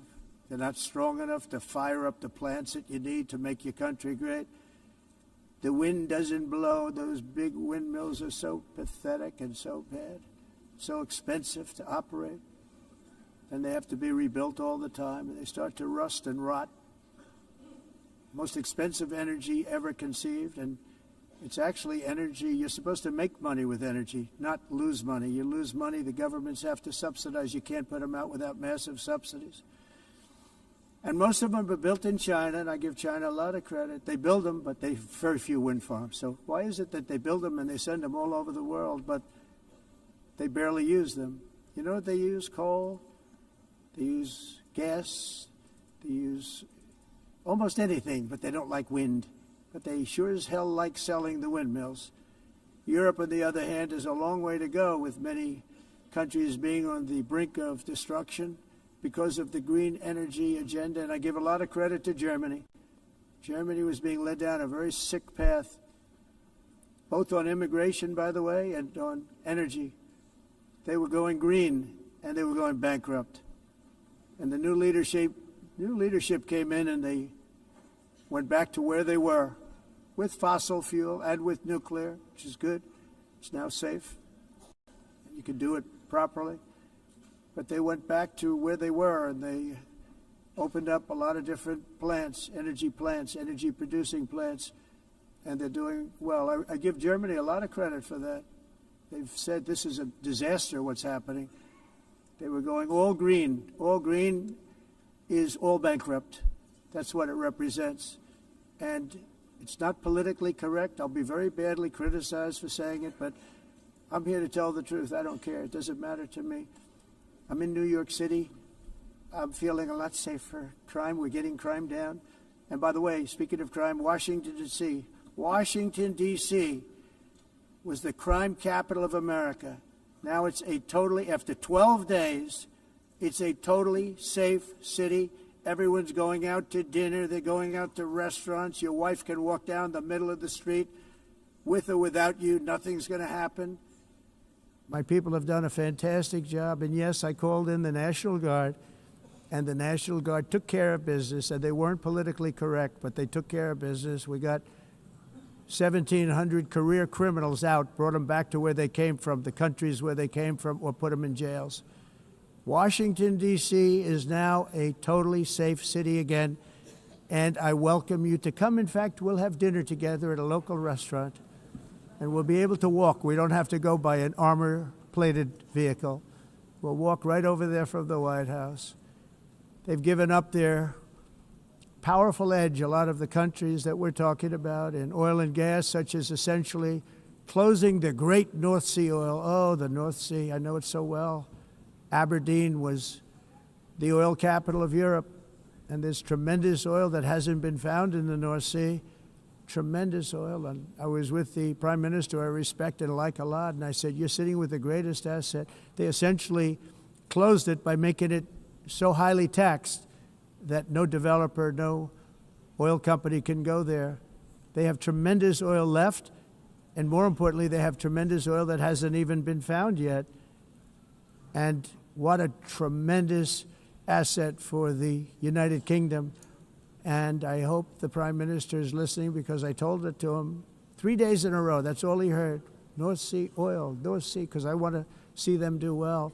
I want to stop seeing them ruining that beautiful Scottish and English countryside with windmills and massive solar panels that go 7 miles by 7 miles, taking away farmland. But we're not letting this happen in America. In 1982, the executive director of the United Nations Environmental Program predicted that by the year 2000, climate change would cause a global catastrophe. He said that it will be irreversible, as any nuclear holocaust would be. This is what they said at the United Nations. What happened? Here we are. Another UN official stated in 1989 that within a decade, entire nations could be wiped off the map by global warming. Not happening. You know, it used to be global cooling. If you look back years ago in the 1920s and the 1930s, they said, global cooling will kill the world. We have to do something. Then they said global warming will kill the world. But then it started getting cooler, so now they could just call it climate change, because that way they can't miss. It's climate change. Because if it goes higher or lower, whatever the hell happens, there's climate change. It's the greatest con job ever perpetrated on the world, in my opinion. Climate change, no matter what happens, you're involved in that. No more global warming, no more global cooling. All of these predictions made by the United Nations and many others, often for bad reasons, were wrong. They were made by stupid people that have cost their countries fortunes and given those same countries no chance for success. If you don't get away from this green scam, your country is going to fail. And I'm really good at predicting things, you know. They actually said during the campaign they had a hat, the best-selling hat. Trump was right about everything. And I don't say that in a braggadocious way, but it's true. I've been right about everything. And I'm telling you that if you don't get away from the green energy scam, your country is going to fail. And if you don't stop people that you've never seen before, that you have nothing in common with, your country is going to fail. I'm the President of the United States, but I worry about Europe. I love Europe. I love the people of Europe. And I hate to see it being devastated by energy and immigration. This double-tailed monster destroys everything in its wake, and they cannot let that happen any longer. You're doing it because you want to be nice. You want to be politically correct, and you're destroying your heritage. They must take control strongly and immediately of the unmitigated immigration disaster and the fake energy catastrophe before it's too late. The carbon footprint is a hoax made up by people with evil intentions, and they're heading down a path of total destruction. You know, the carbon footprint was a big, big thing a few years ago. I remember hearing about the carbon footprint, and then President Obama would get into Air Force One, a massive Boeing 747, and not a new one, an old one with old engines that spew everything into the atmosphere. He'd talk about the carbon footprint, we must do so. Then he'd get in and he'd fly from Washington to Hawaii to play a round of golf. And then he'd get back onto that big, beautiful plane and he'd fly back and he'd talk about, again, global warming and the carbon footprint. It's a con job. At extreme cost and expense, Europe reduced its own carbon footprint by 37%. Think of that. Congratulations, Europe. Great job. You cost yourself a lot of jobs, a lot of factories closed, but you reduced the carbon footprint by 37%. However, for all of that sacrifice and much more, it's been totally wiped out and then some by a global increase of 54%. Much of it coming from China and other countries that are thriving around China, which now produces more CO2 than all the other developed nations in the world. So all of these countries are working so hard on the carbon footprint, which is nonsense, by the way. It's nonsense. You know, it's interesting. In the United States, we have still radicalized environmentalists, and they want the factories to stop. Everything should stop. No more cows. We don't want cows anymore. I guess they want to kill all the cows. They want to do things that are just unbelievable, and you have it too. But you know, we have a border, strong, and we have a shape, and that shape doesn't just go straight up. That shape is amorphous when it comes to the atmosphere. And if we had the most clean air, and I think we do, we have very clean air. We have the cleanest air we've had in many, many years. But the problem is that other countries, like China, which has air that's a little bit rough, it blows. And no matter what you're doing down here, the air up here tends to get very dirty because it comes in from other countries where their air isn't so clean. And the environmentalists refuse to acknowledge that. Same thing with garbage. In Asia, they dump much of their garbage right into the ocean. And over about a 1 week and 2 week journey, it flows right past Los Angeles. You've seen it. Massive amounts of garbage, almost too much to do anything about, flowing past Los Angeles, past San Francisco, and then somebody will get in trouble because he dropped a cigarette on the beach. The whole thing is crazy. The primary effect of these brutal green energy policies has not been to help the environment, but to redistribute manufacturing and industrial activity from developed countries that follow the insane rules that are put down to polluting countries that break the rules and are making a fortune. They're making a fortune.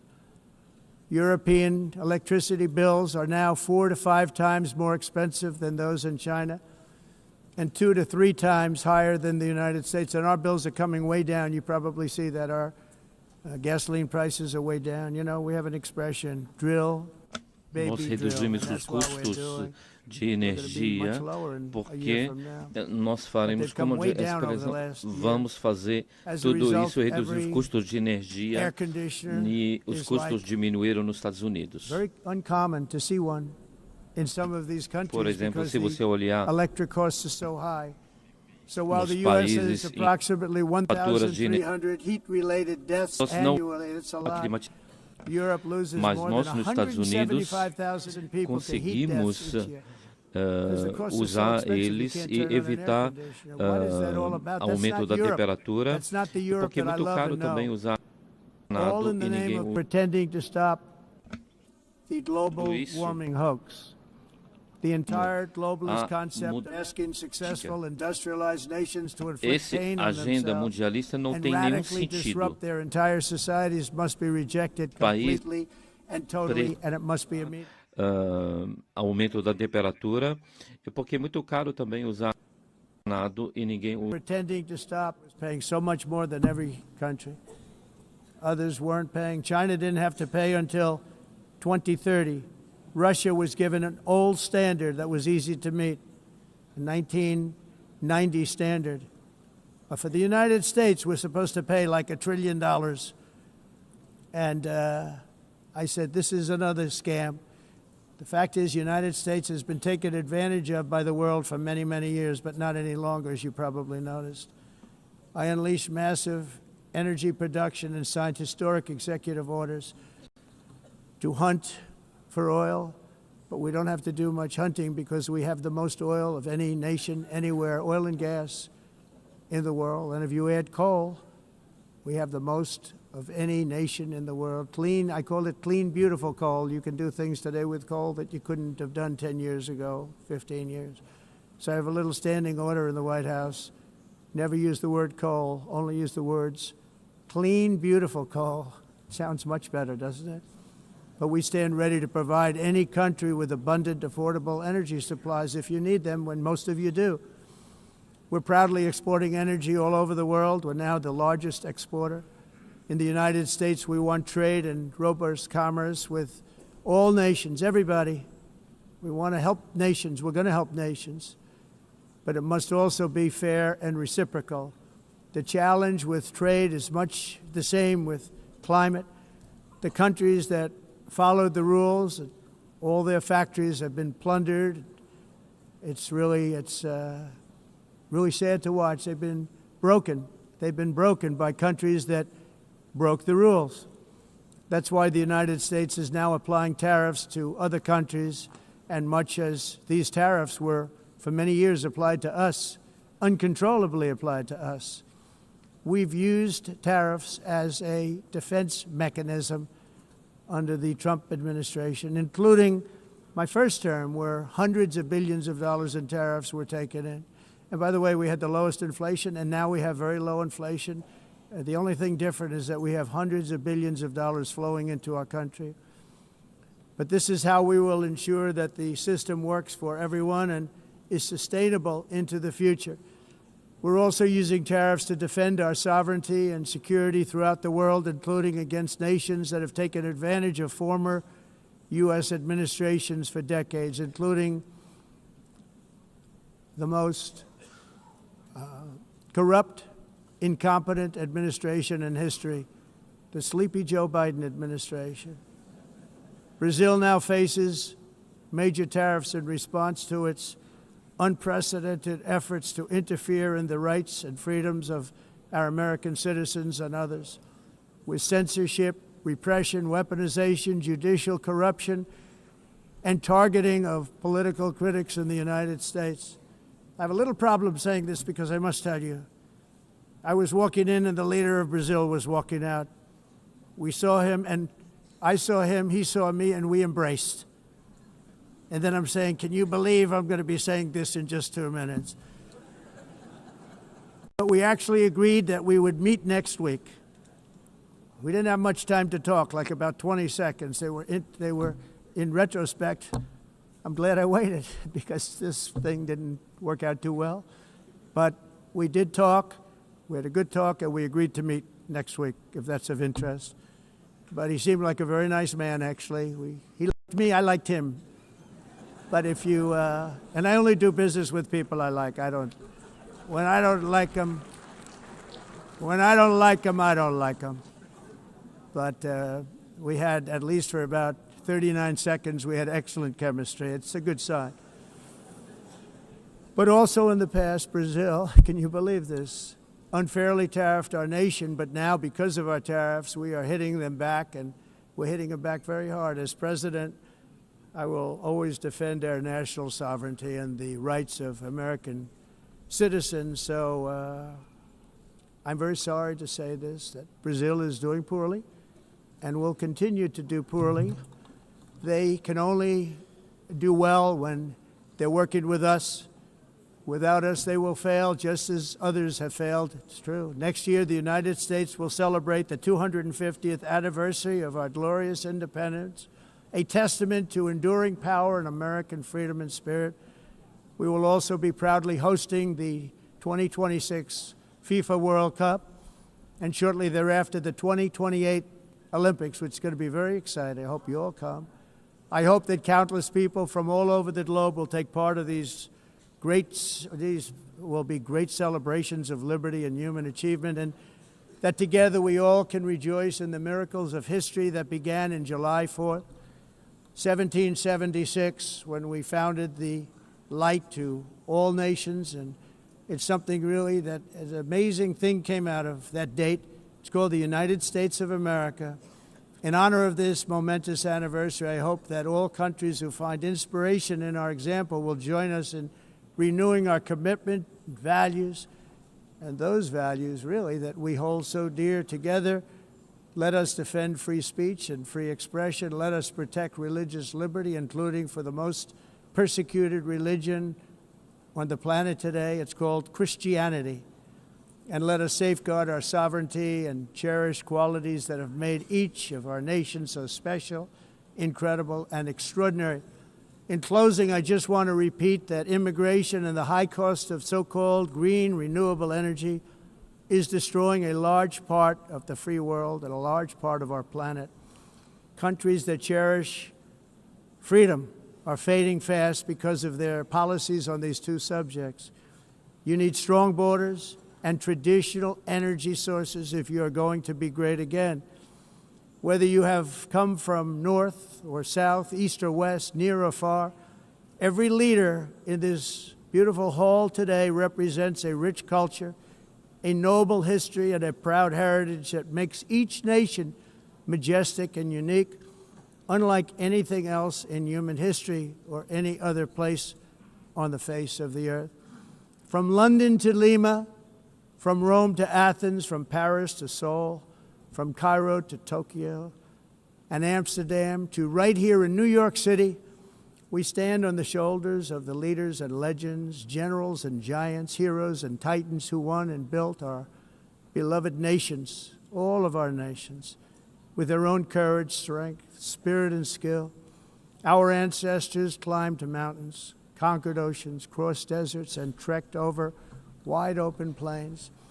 They charged into thunderous battles, plunged into grave dangers, and they were soldiers and farmers and workers and warriors and explorers and patriots. They built towns into cities, tribes into kingdoms, ideas into industries, and small islands into mighty empires. You're a part of all of that. They were champions for their people who never gave up and who never, ever gave in. Their values defined our national identities. Their visions forged our magnificent destiny. Everybody in this room is a part of it in your own way. Each of us inherits the deeds and the myths the triumphs, the legacies of our own heroes and founders who so bravely showed us the way. Our ancestors gave everything for homelands that they defended with pride, with sweat, with blood, with life, and with death. Now the righteous task of protecting the nations that they built belongs to each and every one of us. So together let us uphold our sacred duty to our people and to our citizens. Let us protect their borders, ensure their safety, preserve their cultures, treasure, and traditions, and fight, fight, fight for their precious dreams and their cherished freedoms. And in friendship and really a beautiful vision, let us all work together to build a bright, beautiful planet, a planet that we all share, a planet of peace and a world that is richer, better, and more beautiful than ever before. That can happen. It will happen. It will happen, and I hope it can happen and start right now, right at this moment. We'll turn it around. We're going to make our countries better, safer, more beautiful. We're going to take care of our people. Thank you very much. It's been an honor. God bless the nations of the world. Thank you very much. Bye.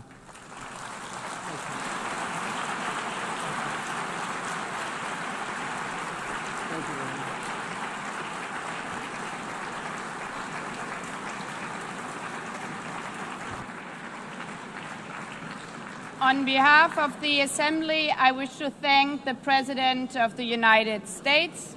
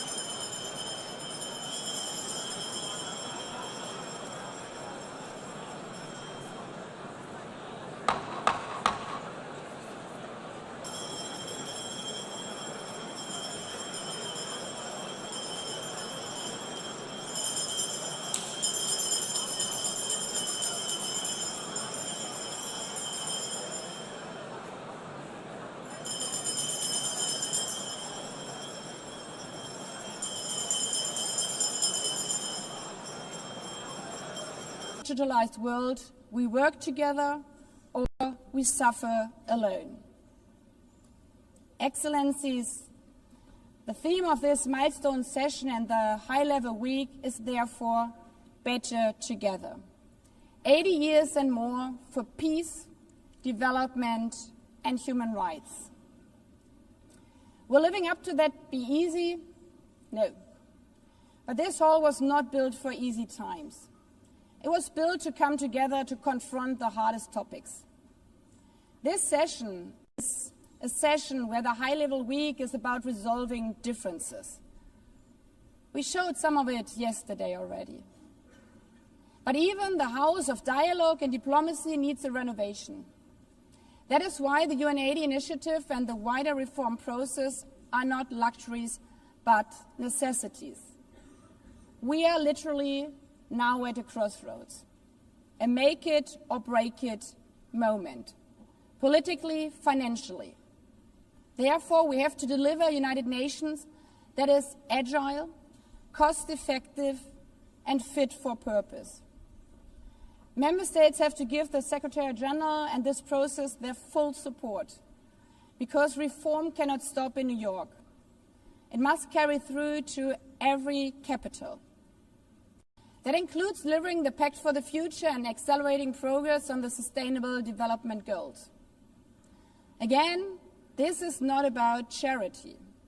It's about addressing the core purposes of this institution, about strengthening our foundations across all three pillars: peace and security, human rights, and sustainable development. They are inseparable.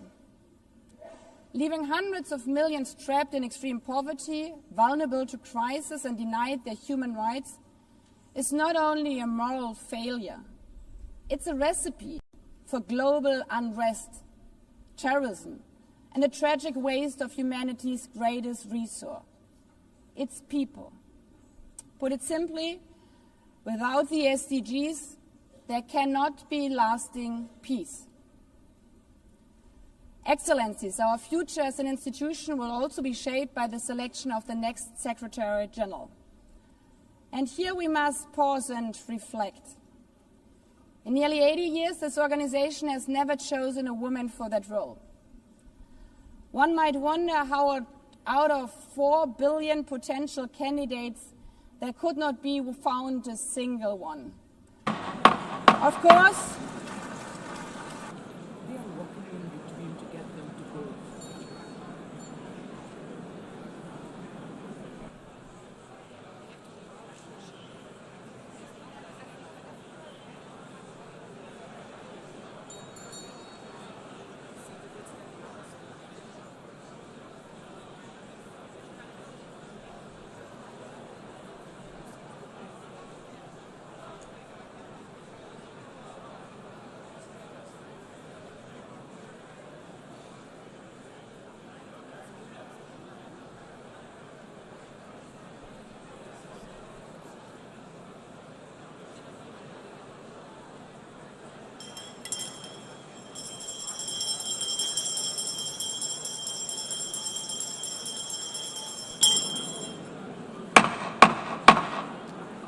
please take a seat now.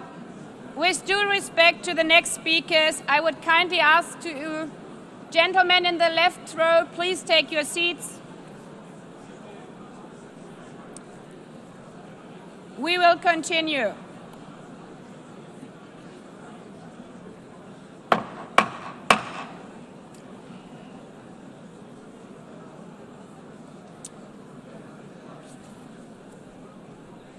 Excellencies, as we are receiving queries, I would like to assure you that don't worry, the UN teleprompters are working perfectly. And by this technical note, I would like to call on the next speaker. The Assembly will hear an address by His Excellency Prabowo Subianto, President of the Republic of Indonesia. I request protocol to escort His Excellency and invite him to address the Assembly.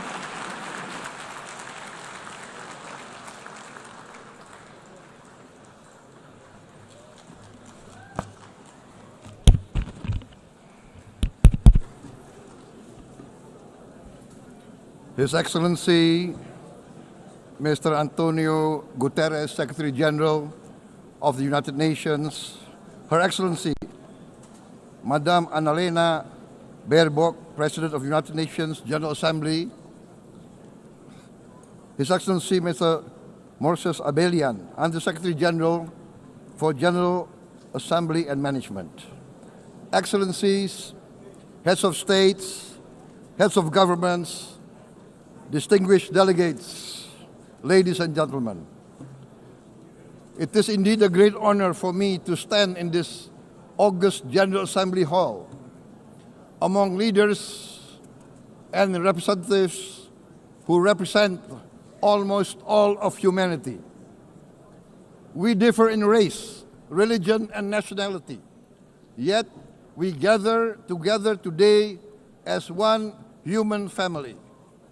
We are here first and foremost as fellow human beings, each created equal, endowed with unalienable rights to life, liberty, and the pursuit of happiness.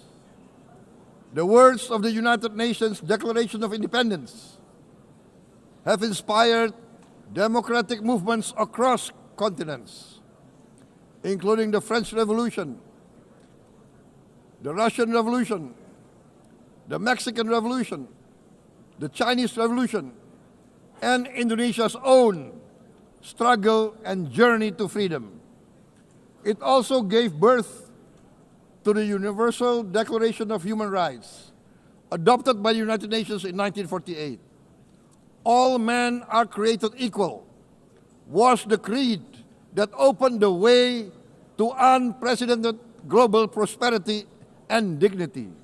And yet, in our own era of scientific and technological triumphs, an era capable of ending hunger, poverty, and environmental ruin, we also continue to face today grave dangers, challenges, and uncertainties.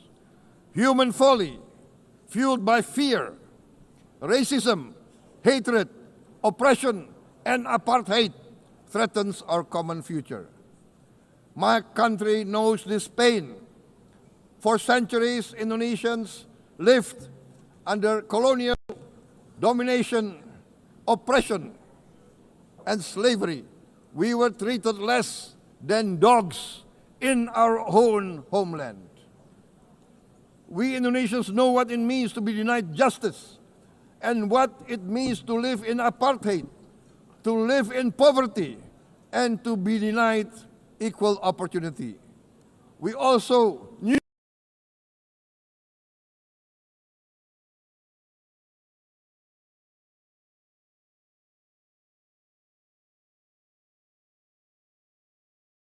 the United Nations stood with Indonesia and gave us vital assistance.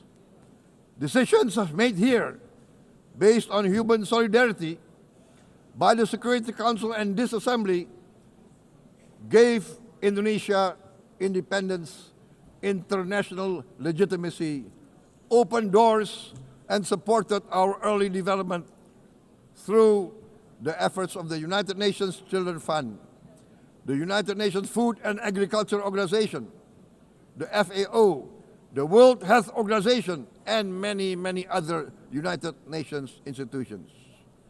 And because of that, Indonesia today stands on the cusp of shared prosperity and greater equality and dignity. Madam President, Excellencies, our world today is driven by conflict, injustice, and deepening uncertainty. Every day we witness suffering, genocide, and blatant disregard for international law and human decency. In the face of these challenges, we must not give up. As the United Nations Secretary General said, we cannot give up. We cannot surrender our hopes or our ideals. We must draw closer, not drift apart. Together we must strive to achieve our hopes, our dreams. The United Nations was born from the ashes of the Second World War that claimed scores of millions of lives. It was created to secure peace, security, justice, and freedom for all. We remain committed to internationalism, to multilateralism, and to every effort that strengthens this great institution.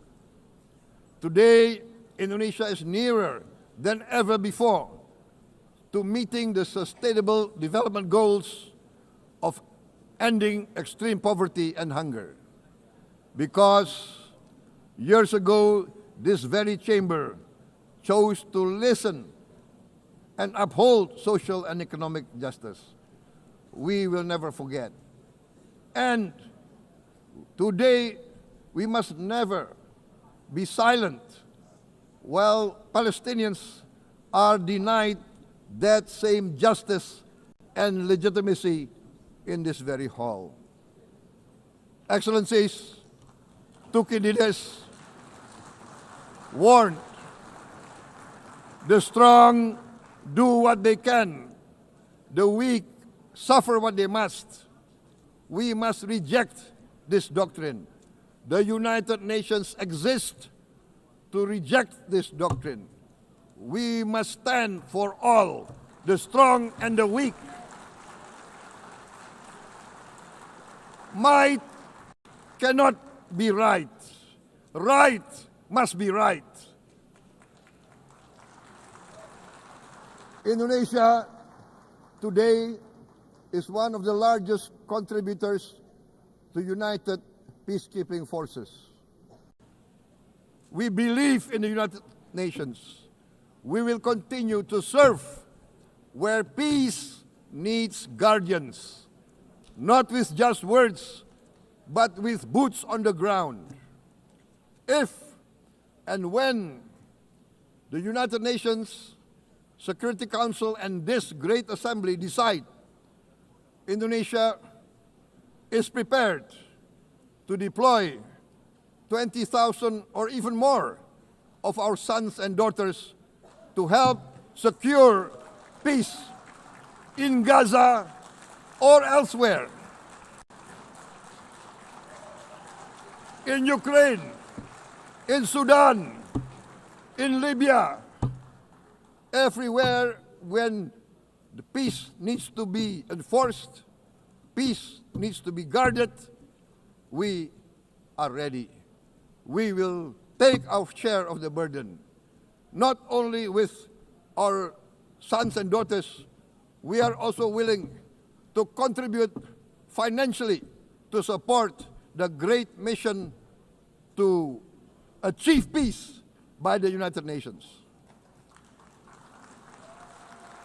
Madam President, Excellencies, I propose to this Assembly a message of hope and optimism, grounded in action and execution. Today, we heard the speech of Madam President, the President of the United Nations General Assembly. Yes, it is true what she said. Without the International Civil Aviation Organization, will we be here today? Will we sit in this great hall? Without the United Nations, we cannot be safe. No country can feel secure. We need the United Nations, and Indonesia will continue to support the United Nations, even though we still struggle, but we know the world needs a strong United Nations. The world's population is growing. Our planet is under strain. Food, energy, and water insecurity haunt many nations. We choose to answer these challenges directly at home and to help abroad wherever we can. This year, Indonesia recorded the highest rice production and grain reserves in our history. We are now self-sufficient in rice, and we are starting now to export rice to other nations in need, including providing rice for Palestine. We are building resilient food supply chains, strengthening farmer productivity, investing in climate-smart agriculture to ensure food security for our children and for the children of the world. We are confident in a few years' time, Indonesia will be the granary of the world. As the world's largest island state, we testify before you that we are already experiencing the direct consequences of climate change, particularly the threat of rising sea levels. The sea level on the north coast of our capital city is increasing by 5 centimeters every year. Can you imagine in 10 years? Can you imagine in 20 years? For this, we are forced to build a giant seawall, 480 kilometers in length. It will take us maybe 20 years, but we have no choice. We have to start now. Therefore, we choose to confront climate change not by slogans, but by immediate steps. We are committed to meeting our 2015 Paris Agreement obligations. We aim to achieve net zero emission by 2060, and we are very confident we can achieve net zero emission much earlier. We aim to reforest more than 12 million hectares of degraded forest, to reduce forest degradation, to empower local communities with quality green jobs for the future. Indonesia is shifting decisively from fossil fuel-based development towards renewable-based development. From next year, most of our additional power generation capacity will come from renewables. Our goal is clear: to lift all of our citizens out of poverty and make Indonesia a hub for solutions to food, energy, and water security. Madam President, Excellencies, we live in a time when hatred and violence can seem to be the loudest voices. But beneath this loud noise lies a quieter truth, that every person longs to be safe, to be respected, to be loved, and to leave a better world to their children. Our children are watching. They are learning leadership, not from textbook, but from our choices. Today, still, a catastrophic situation in Gaza is unfolding before our eyes. At this very moment, the innocent are crying for help, are crying to be saved. Who will save them? Who will save the innocent? Who will save the old and women? Millions are facing danger at this very moment. As we sit here, they are facing trauma. They are facing irreparable damage to their bodies. They are dying of starvation. Can we remain silent? Will there be no answer to their screams? Will we teach them that the human family can rise to the challenge? Madam President,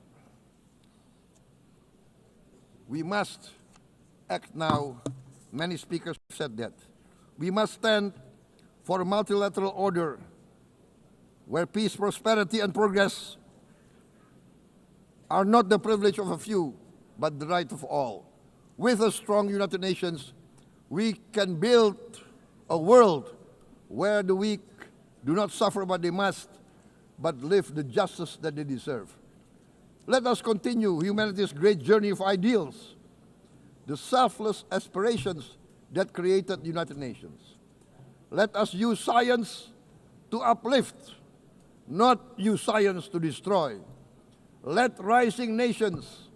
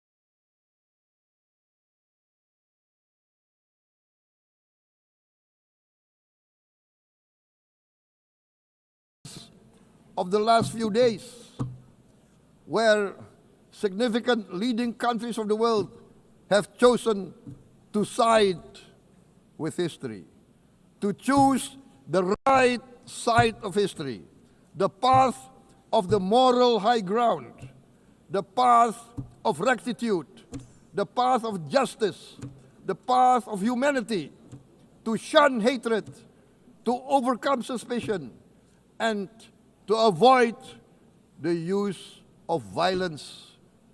The use of violence will beget violence.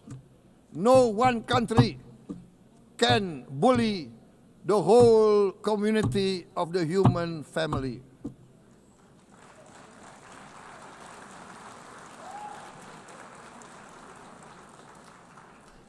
We may be weak individually, but the sense of oppression, the sense of injustice has proven in the history of mankind that this sense of injustice, this sense of oppression will unite into a strong force that will overcome this oppression, that will overcome this injustice. To close, I would like to reiterate again Indonesia's complete support for the two-state solution in Palestine. We must have an independent Palestine, but we must also recognize, we must also respect, and we must also guarantee the safety and security of Israel. Only then we can have real peace, and no longer hate and no longer suspicion. The only solution is this two-state solution. Two descendants of Abraham must live in reconciliation, peace, and harmony. Arabs, Jews, Muslims, Christians, Hindus, Buddhists, all religions, we must live as one human family. Indonesia is committed to being part of making this vision a reality. Is this a dream? Maybe, but this is the beautiful dream that we must work together towards. Let us work towards this noble goal. Let us continue humanity's journey of hope, a journey started by our forefathers, a journey that we must complete. Thank you. Wassalamualaikum warahmatullahi wabarakatuh.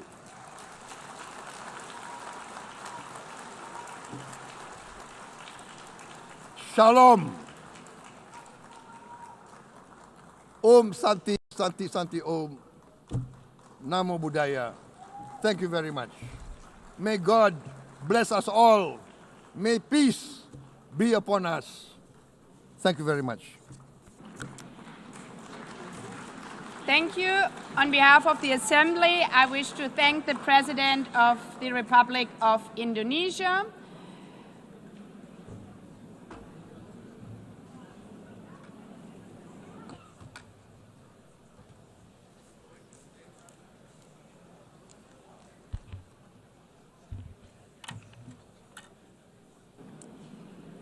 The Assembly will hear an address by His Excellency Recep Tayyip Erdogan, President of the Republic of Turkey. I request protocol to escort His Excellency and invite him to address the Assembly.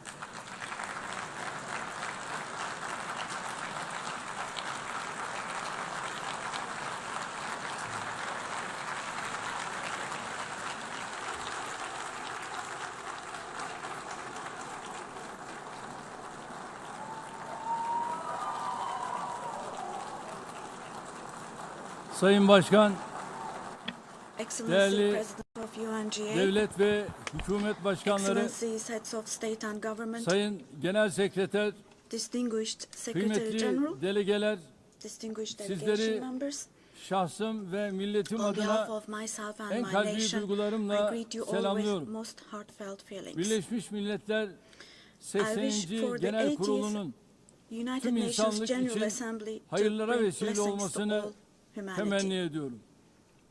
İnsanlığın ortak vicdanını temsil eden I'm deeply honored bu to kürsüden address you once again from this sizlere podium, bir kez daha hitap which etmekten represents the collective büyük conscience bir of bahtiyarlık duyuyorum. humanity. Genel Kurul Başkanlığını tamamlayan I congratulate Sayın Mr. Young'ı tebrik ediyor. has completed Bu his görevi term as devralan President of the General Sayın Assembly, Berbok'a and I wish başarılar success to diliyorum. Ms. Baerbock, who has Konuşmamın hemen taken başında over this position. Filistin'in giderek artan sayıda ülke At the outset tarafından of my tanındığı speech, bir I would like to dönemde first express my Filistin regret Devlet at the Başkanı absence today Sayın of the Mahmut President Abbas'ın of the State bugün of Palestine, bizzat Mahmut aramızda Abbas, olamayışından at a time when duyduğum Palestine üzüntüyü is being ifade etmek istiyorum. recognized by an increasing number of Biz countries. bugün bu kürsüde Today, kendi we stand here vatandaşlarımızla on this birlikte podium. I sesi stand here on kısılmak this istenen podium Filistin alongside halkına my tercüman olmak 86 için million de citizens, bulunuyoruz. also for our Filistin Palestinian devletini brothers and tanıyacağını sisters açıklayan whose voices are tüm being silenced. ülkelere teşekkür ediyor.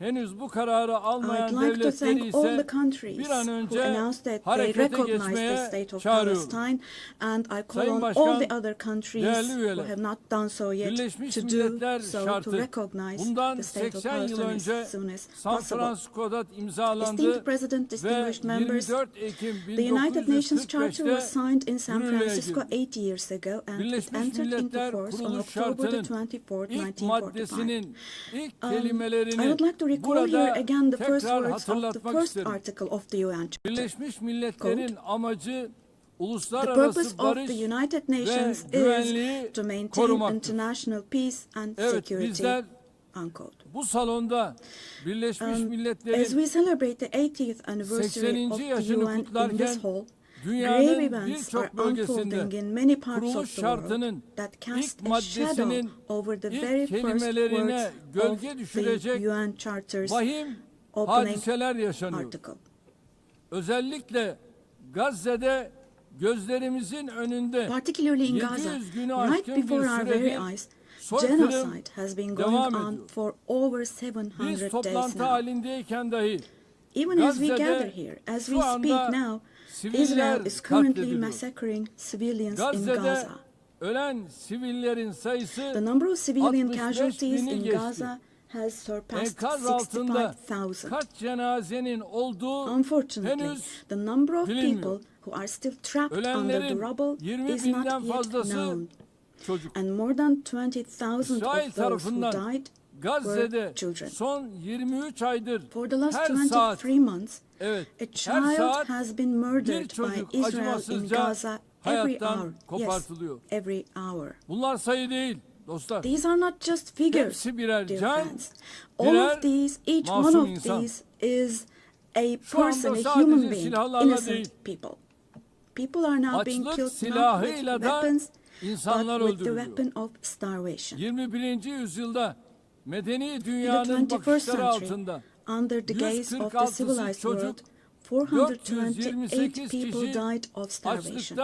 Out of those 428, ve sayı her geçen gün 146 artıyor. were children. Şimdi And size this number is increasing Gazze'deki every day. günlük hayatı anlatan Now, bir fotoğraf I will show you a göstereceğim. photo, which is a picture from daily life in Birinci Gaza. fotoğraf The first photo, gördüğünüz gibi as you see, ellerinde these are leğenli people. kadınlar. These are women Lütfen with hepimiz these cups that they are elimizi holding in their vicdanımıza koyup hands, cups cevap and verelim. buckets. Just 2025 feel your yılında conscience and answer böyle the bir following gaddallığın question. makul bir sebebi Can we possibly have olabilir a mi? reasonable reason Fakat for this insanlık brutality adına in bu utanç 2025? manzarası Gazze'de This 23 aydır shameful her gün picture in Gaza has tekrar been ediyor. unfolding and is being repeated 365 every day kilometre for kare içinde 23 yaşayan months now. 2,5 milyon And Gazze'li there are her 2.5 gün million yerinden Gazans ediliyor. who live Her in gün bir başka 365 bölgeye square göçe kilometers, and every day zorlanıyor. what happens Gazze'nin is sağlık they are altyapısı tamamen being dragged from one çökmüş place durumda. to another.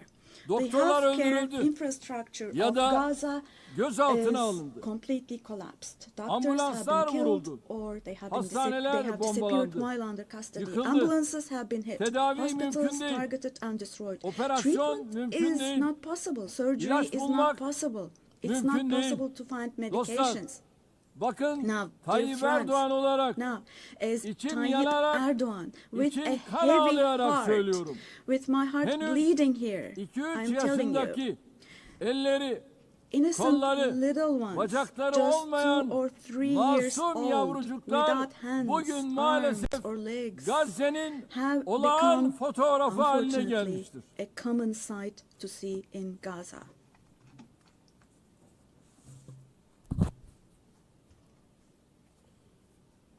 Buna hangi vicdan dayanır? What kind of a human conscience can Hangi vicdan possibly buna bear this? sessiz kalabilir? Possibly.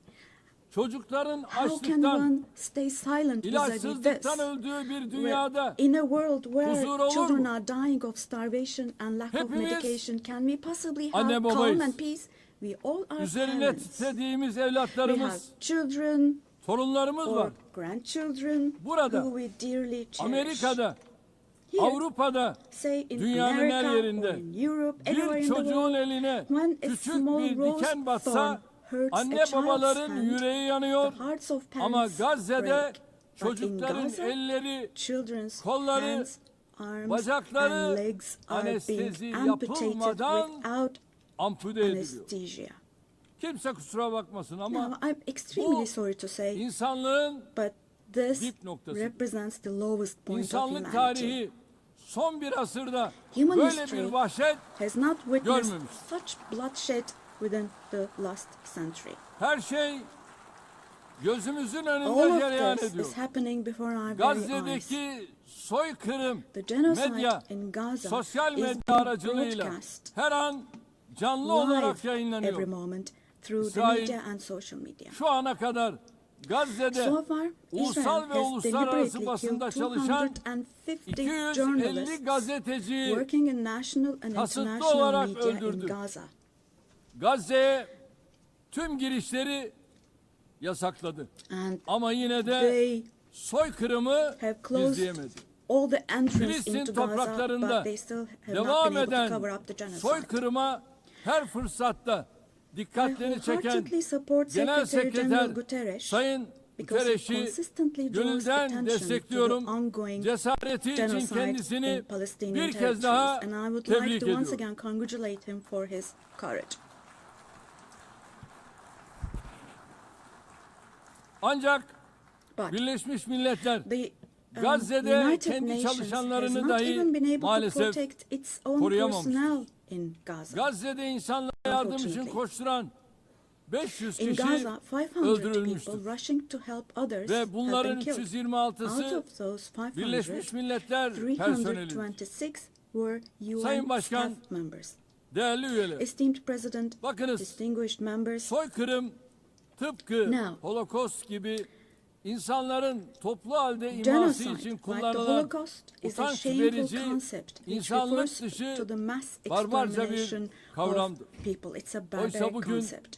Gazze'de Today, sadece insanlar öldürülmüyor. It's not only people who are being killed in Gazze'de Gaza, hayvanlar mind you. hedef alınarak Animals öldürülüyor. are being targeted and Gazze'de killed in Gaza. tarım alanları, bahçeler, In Gaza, ağaçlar, agricultural land, otlar, gardens, Gazze'de trees, grass, asırlık zeytin ağaçları century-old olive yok trees ediliyor. are being destroyed. Gazze'de In Gaza, sular yok ediliyor. water supplies are being Kirletiliyor. destroyed and Gazze'de polluted. binalar, evler, Buildings, kütüphaneler, homes, hastaneler, libraries, okullar, hospitals, camiler, schools, mosques, kiliseler, churches, tarihi yapılar and historical bilinçli bir structures şekilde in Gaza are being yıkılıyor. deliberately destroyed. Gazze'nin toprağı insan içinde, The soil hayvan of içinde, Gaza is being bitki rendered içinde useless for humans, artık for işe animals, yaramaz and for hale plants. getiriliyor. İşte sizlere So bir başka fotoğraf now daha. let me show you yet another Şimdi size photo. soruyorum. And let me ask you Elimdeki here. şu fotoğrafın Look at this güvenlik arayışıyla ne ilgisi var? What could this photo here Bunun possibly adı have to do with security canlıya concerns? düşmanlık.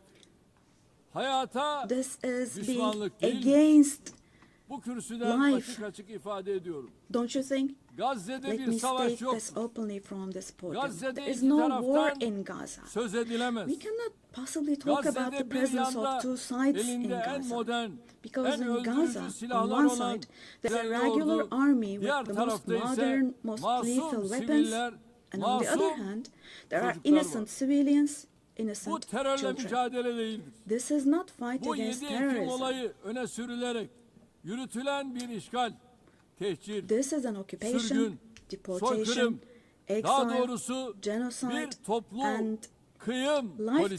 destruction, mass destruction Bugün policy Gazze carried out Hamas by invoking the bahanesiyle events of yok October the edilirken 7th. eş Today, zamanlı while olarak Gaza is being destroyed Hamas'ın under the yönetimde pretext of olmadığı Hamas, Batı Şeria'da concurrently, adım adım simultaneously, işgal the edilmekte, West Bank, where Hamas infazlarla is not in power, masum siviller is also being occupied katledilmektedir. step by step, and Üstelik innocent İsrail, civilians are being Gazze massacred through ve Batı executions. Şeria ile Moreover, sınırlı Israel kalmıyor, is not limiting Suriye'ye, itself to Gaza and the İran'a, West Bank only. Yemen'e, By launching attacks Lübnan'a on Syria, saldırılar on Iran, düzenleyerek Yemen, and bölge Lebanon, barışını da Israel tehdit ediyor. is also En threatening son regional peace. arabulucu Just Katar'da recently, an Israeli ateşkes attack took müzakereleri place için against a toplantı delegation yapan delegation İsrail meeting in saldırısı Qatar for gerçekleşmiştir. ceasefire negotiations. Katar'a yönelik saldırı The göstermiştir ki attack on Qatar İsrail has also yönetimi shown that tamamen the Israeli kontrolü leadership is now kaybetmiştir. completely out of control.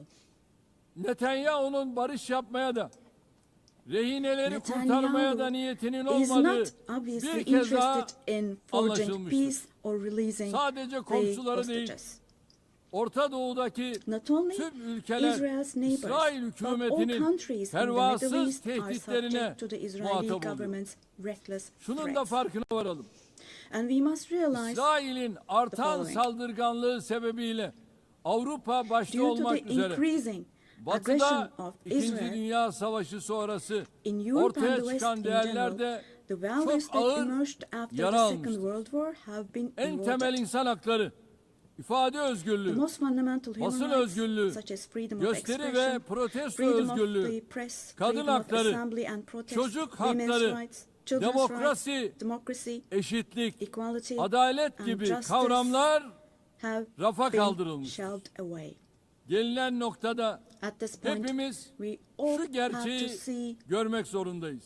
the following Değerli truth, dostlar, my dear friends. vaat edilmiş topraklar The Israeli saplantısıyla government, hareket driven by an eden obsession İsrail with the yönetimi promised lands, yayılmacı bir is politikayla openly threatening bölge regional barışına peace and ve shared insanlığın values of müşterek kazanımlarına kastetmektedir.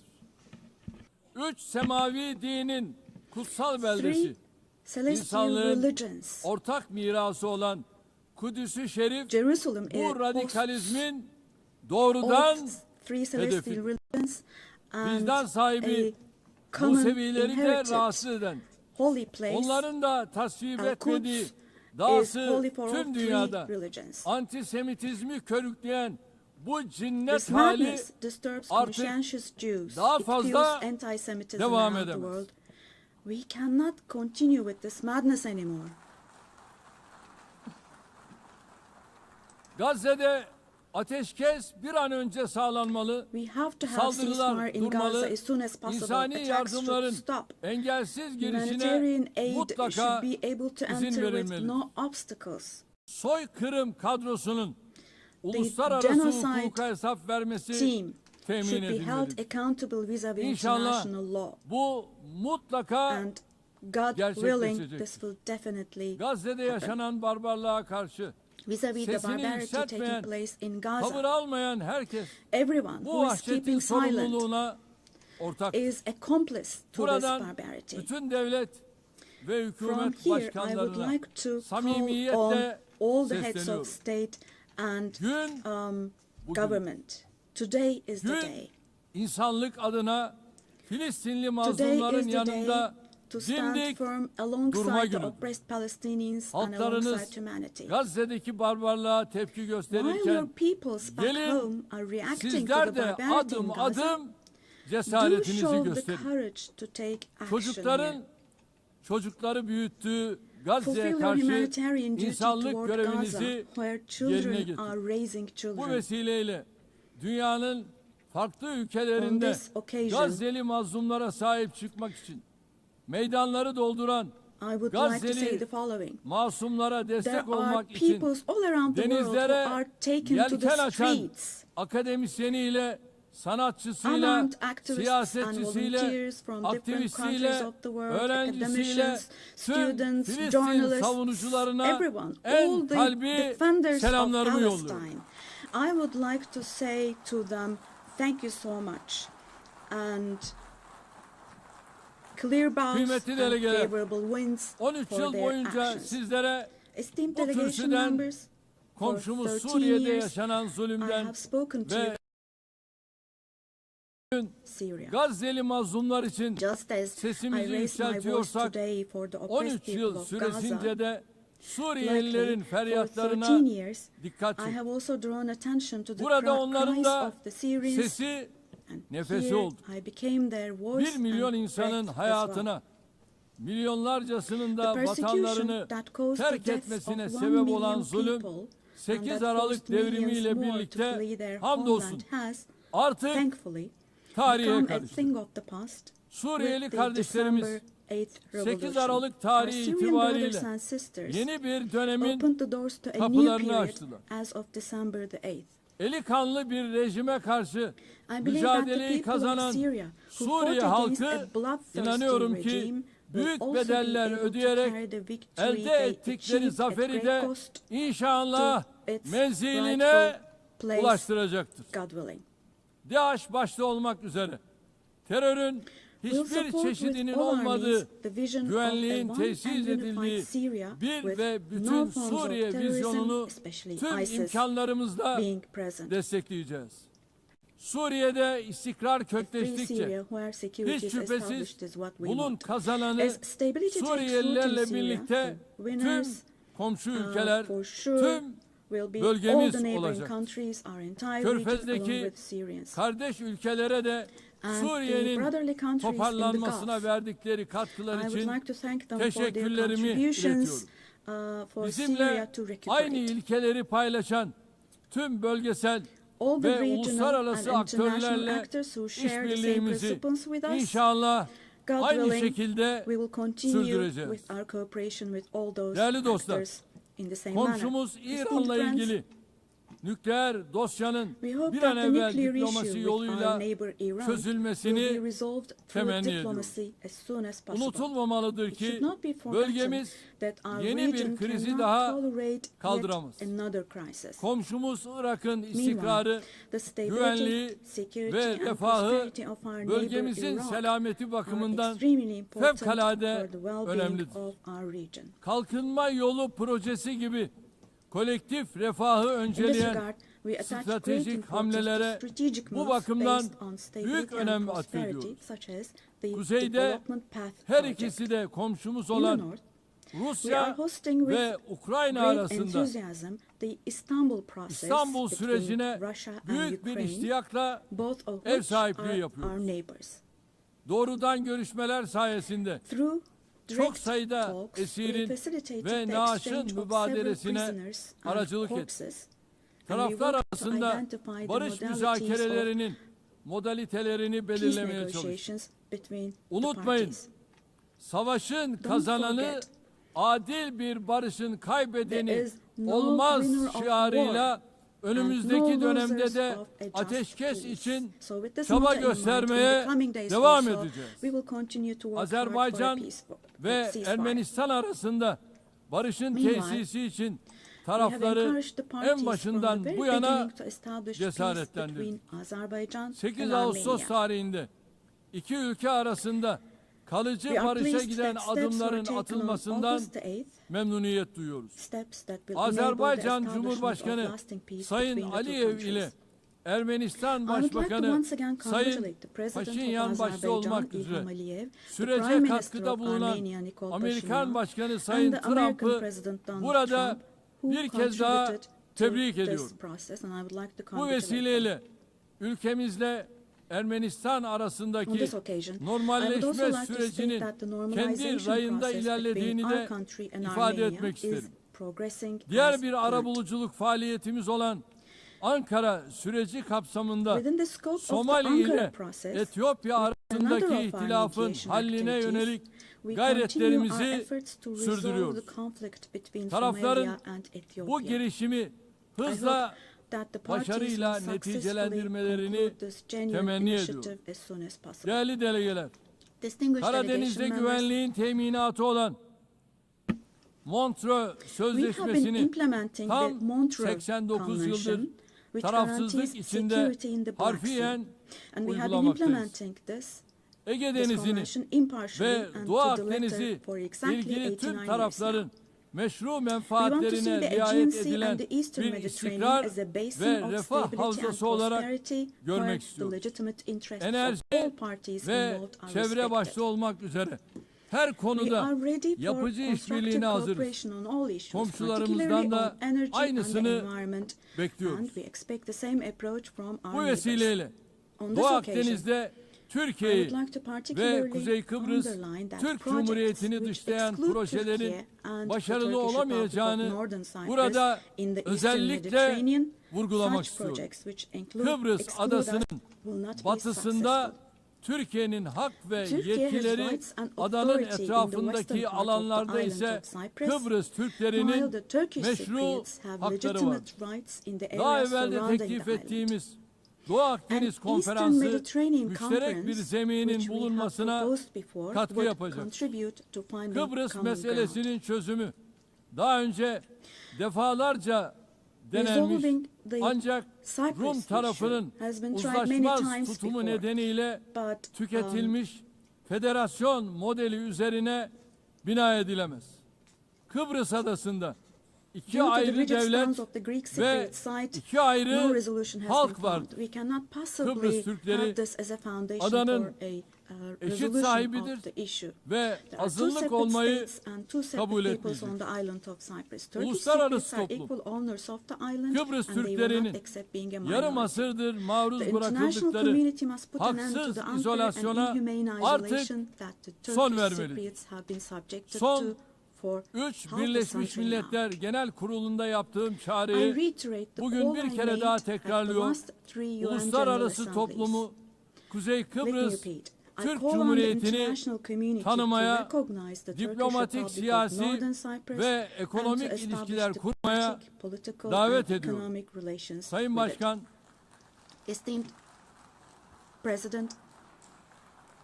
Sayın Başkan, değerli üyeler, önümüzdeki dönemde Türkiye-Avrupa Birliği ilişkilerinde yeni bir başlangıç ve vizyon arzuluyoruz. Bu vizyon günü kurtaran değil, ufku yeniden tayin eden, ortak geleceğimizi şekillendiren bir vizyon olmalıdır. Bunun için elbette Avrupa Birliği'nin de bizim kadar istekli ve kararlı olması mühimdir.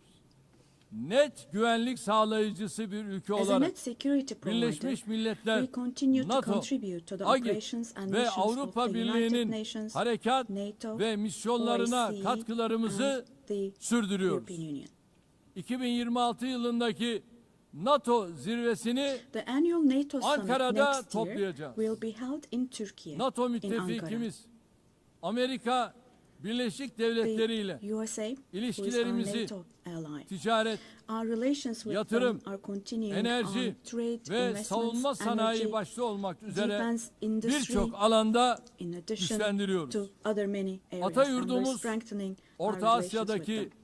kardeş Meanwhile, we ülkelerimizin attach great barış, importance to the peace, istikrar stability, ve and refahı prosperity bizim of our için brotherly countries in vazgeçilmezdir. Central Asia, Türk which Devletleri is our Teşkilatımız ancestral homeland. bölgesel bir çatı olmanın ötesine Our geçerek organization of Turkic küresel bir states aktör is olma moving yolunda forward with ilerliyor. confidence on the path to becoming a Köklü global beşeri bağlarımızın actor, going olduğu beyond being merely a Balkanlarda regional umbrella. barışın ve istikrarın sürmesi için We are making intensive yoğun efforts to ensure the gayret continuation içindeyiz. of peace and stability Temmuz in the ayında Balkans, ihdas where we have ettiğimiz strong historical, Balkan cultural and people ties. Barış The Platformu Balkan bu Peace yöndeki Platform, which we çabalarımızın established in en July, yeni is örneği. the newest and most KFOR concrete komutanlığı manifestation of our görevini efforts de in this direction. bu yıl And Ekim ayında bir kez daha this üstleneceğiz. October, we'll once again assume the Afganistan'daki command of yönetimin KFOR forces. toplumu kuşatıcı, In Afghanistan, dikkate alan our bir fundamental anlayış desire is that sergilemesi the current temel administration demonstrates arzumuzdur. an approach that embraces Yeniden the society toparlanma and sürecinde that takes human uluslararası values into toplumun consideration. Afgan In halkını this process, it is yalnız essential that the international bırakmaması. community does not leave Türkiye Afghan people ve alone, Türk milleti olarak and Afgan kardeşlerimizin as Turkey her and daim as the Turkish yanında nation olmaya will devam stand by edeceğiz. the Afghan people Değerli dostlar, Güney Asya'da at all barış ve times. istikrarın Esteemed friends, in muhafazasını South Asia, son derece we önemli consider the görüyoruz. preservation of peace and Nisan stability ayında to be of utmost Pakistan importance. ve We Hindistan are pleased arasındaki with the çatışmaya varan ceasefire achieved bu following gerilimde the tensions varılan last April ateşkesten between Pakistan and memnuniyet India. duyuyoruz. The tension which had İki ülke escalated into arasında a conflict. terörle mücadelede işbirliğini önemsiyoruz. It is important to see a Keşmir cooperation between the meselesinin two countries when it Birleşmiş comes to Milletler counterterrorism. Güvenlik Konseyi The kararları issue of temelinde Kashmir Keşmirli should be kardeşlerimizin resolved on beklentileri the basis of ekseninde resolutions of the diyalogla UN, çözülmesini for the best for destekliyoruz. our brothers and sisters in Afrika Kashmir kıtasıyla through dialogue. eğitimden sağlığa, In the altyapıdan continent of ticarete Africa, kadar from education geniş bir to yelpazede health, from infrastructure ilişkilerimiz to yıldan in yıla other areas, güçleniyor. um, Somali'nin terörle relations mücadelesine are improving gereken her türlü annually. desteği verirken insani yardım faaliyetlerimizi de And while providing all sürdürüyoruz. possible support to Somalia, Sudan'da we are also 2 continuing yılı aşkın humanitarian süredir and devam aid eden activities. In çatışma Sudan, the ortamı conflict that has bizleri been going on for ziyadesiyle over 2 years üzmektedir. saddens us deeply. Sudan'da akan kanın durması ve Stopping the sürdürülebilir bloodshed barışın in Sudan and tesis establishing edilmesi sustainable peace is uluslararası the shared toplumun responsibility ortak of the sorumluluğu. international community. Bizim bu yöndeki And çabalarımız Turkey's efforts in devam this edecek. direction will continue. Büyük Göller Bölgesi The Great Lakes yıllardır region süren has istikrarsızlık suffered greatly ve from çatışmalardan years of ongoing ziyadesiyle instability müzdarip and olmuştur. conflict. Kongo Demokratik Cumhuriyeti'nin doğusunda yaşanan Our hope is çatışmalar that these conflicts bir an in the önce east of the Democratic çözülmelidir. Republic of the Congo Amerika'nın will give way to arabuluculuğu lasting peace and stability. ve Katar'ın We wholeheartedly kolaylaştırıcılığında support the yürütülen efforts being gayretleri carried out under the samimiyetle mediation of the destekliyoruz. US and the facilitation Batı of Afrika'da Qatar.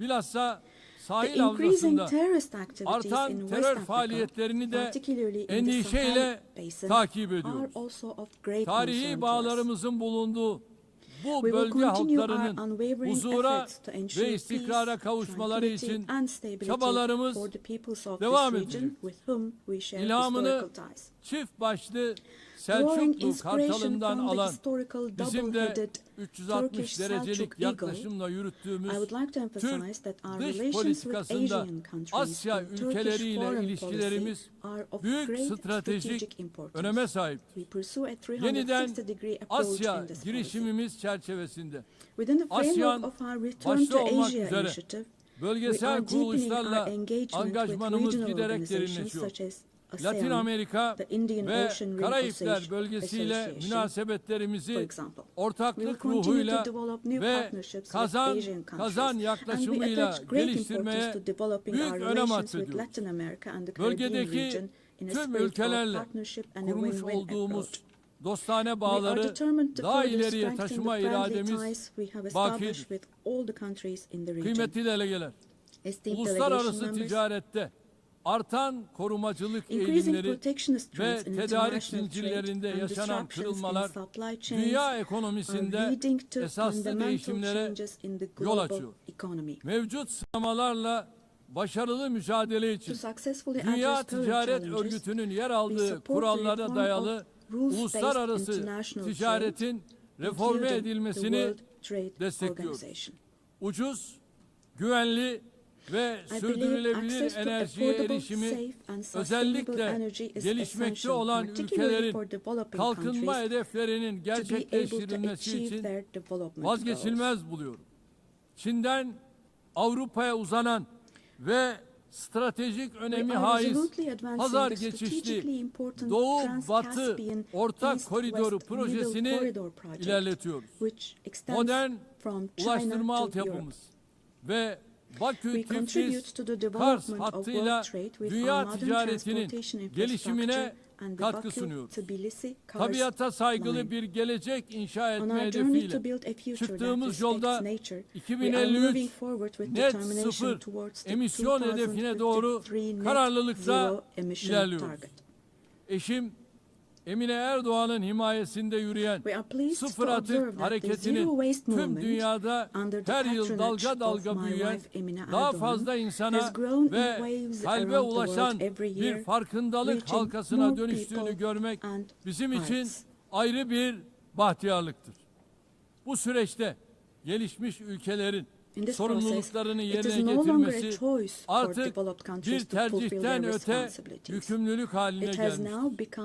Dünyada en fazla kalkınma yardımı yapan ülkelerden biri olarak Birleşmiş Milletler'in sürdürülebilir kalkınma hedeflerine ulaşılması için çaba harcıyoruz. 2030 hedeflerine erişmek ve dünyanın dört bir yanındaki yüz milyonlarca insanı onurlu yaşama kavuşturmak için küresel finansman mimarisinin kimseyi geride bırakmama anlayışıyla uyumlu hale getirilmesini savunuyor. Burada şunu da özellikle dikkatinizi çekerek söylemek istiyorum. Biz jeopolitik sınamalarla uğraşırken İnsanlık yapay zeka alanında olağanüstü bir sıçramaya şahitlik ediyor. Çığır açan bu teknolojilerin dönüştürücü gücü ve sunduğu nimetlerden hiçbir toplumun mahrum bırakılmaması gerekiyor. Yapay zeka teknolojileri yeni bir tahakküm aracı olarak değil, insanlığın lehine kullanılmalıdır.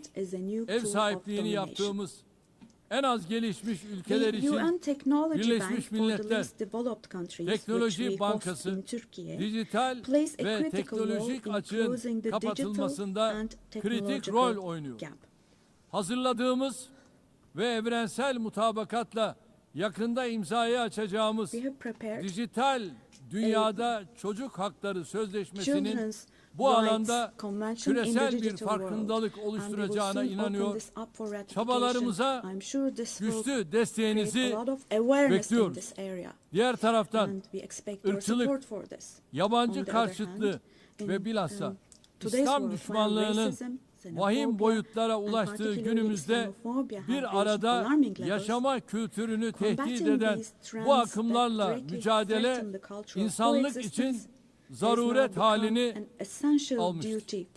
Medeniyetler İttifakı Yüksek Temsilcisi Sayın Moratinos'un Birleşmiş Milletler Genel Sekreterinin İslamofobi ile mücadele özel elçisi olarak da atanması kıymetlidir. Geçen sene burada ifade ettiğim gibi aile kurumu günümüzde daha önce hiç olmadığı kadar tehdit altındadır. Kadın ve erkekten oluşan aileyi savunmak aynı zamanda insanı means fıtratı, defending yaşamı humanity, ve defending geleceği nature, savunmak life demektir. and the future. Türkiye olarak artan saldırılar Turkey karşısında will continue to aileyi defend the savunmaya family in devam the face edeceğiz. of ever-increasing attacks.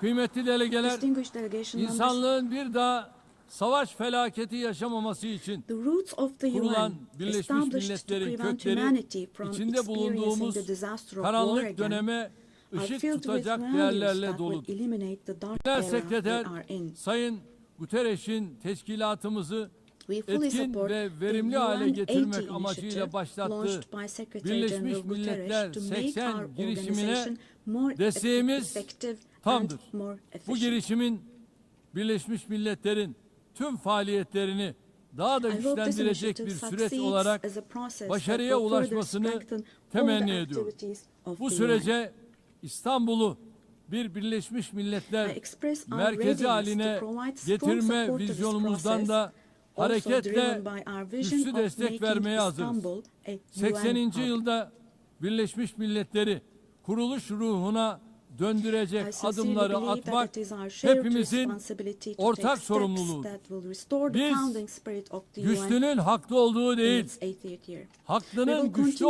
olduğu say bir sistem kurulana kadar dünya 5'ten the büyüktür world is demeye bigger than devam five edeceğiz. until a system is established where the righteous are powerful, not the powerful are righteous.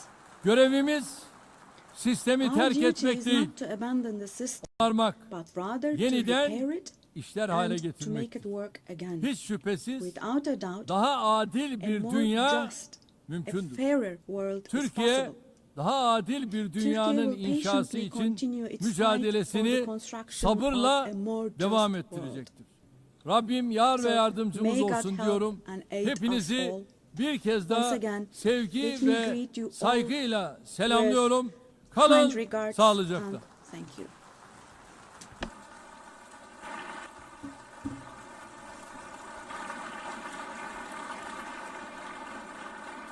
On behalf of the Assembly, I wish to thank the President of the Republic of Turkey,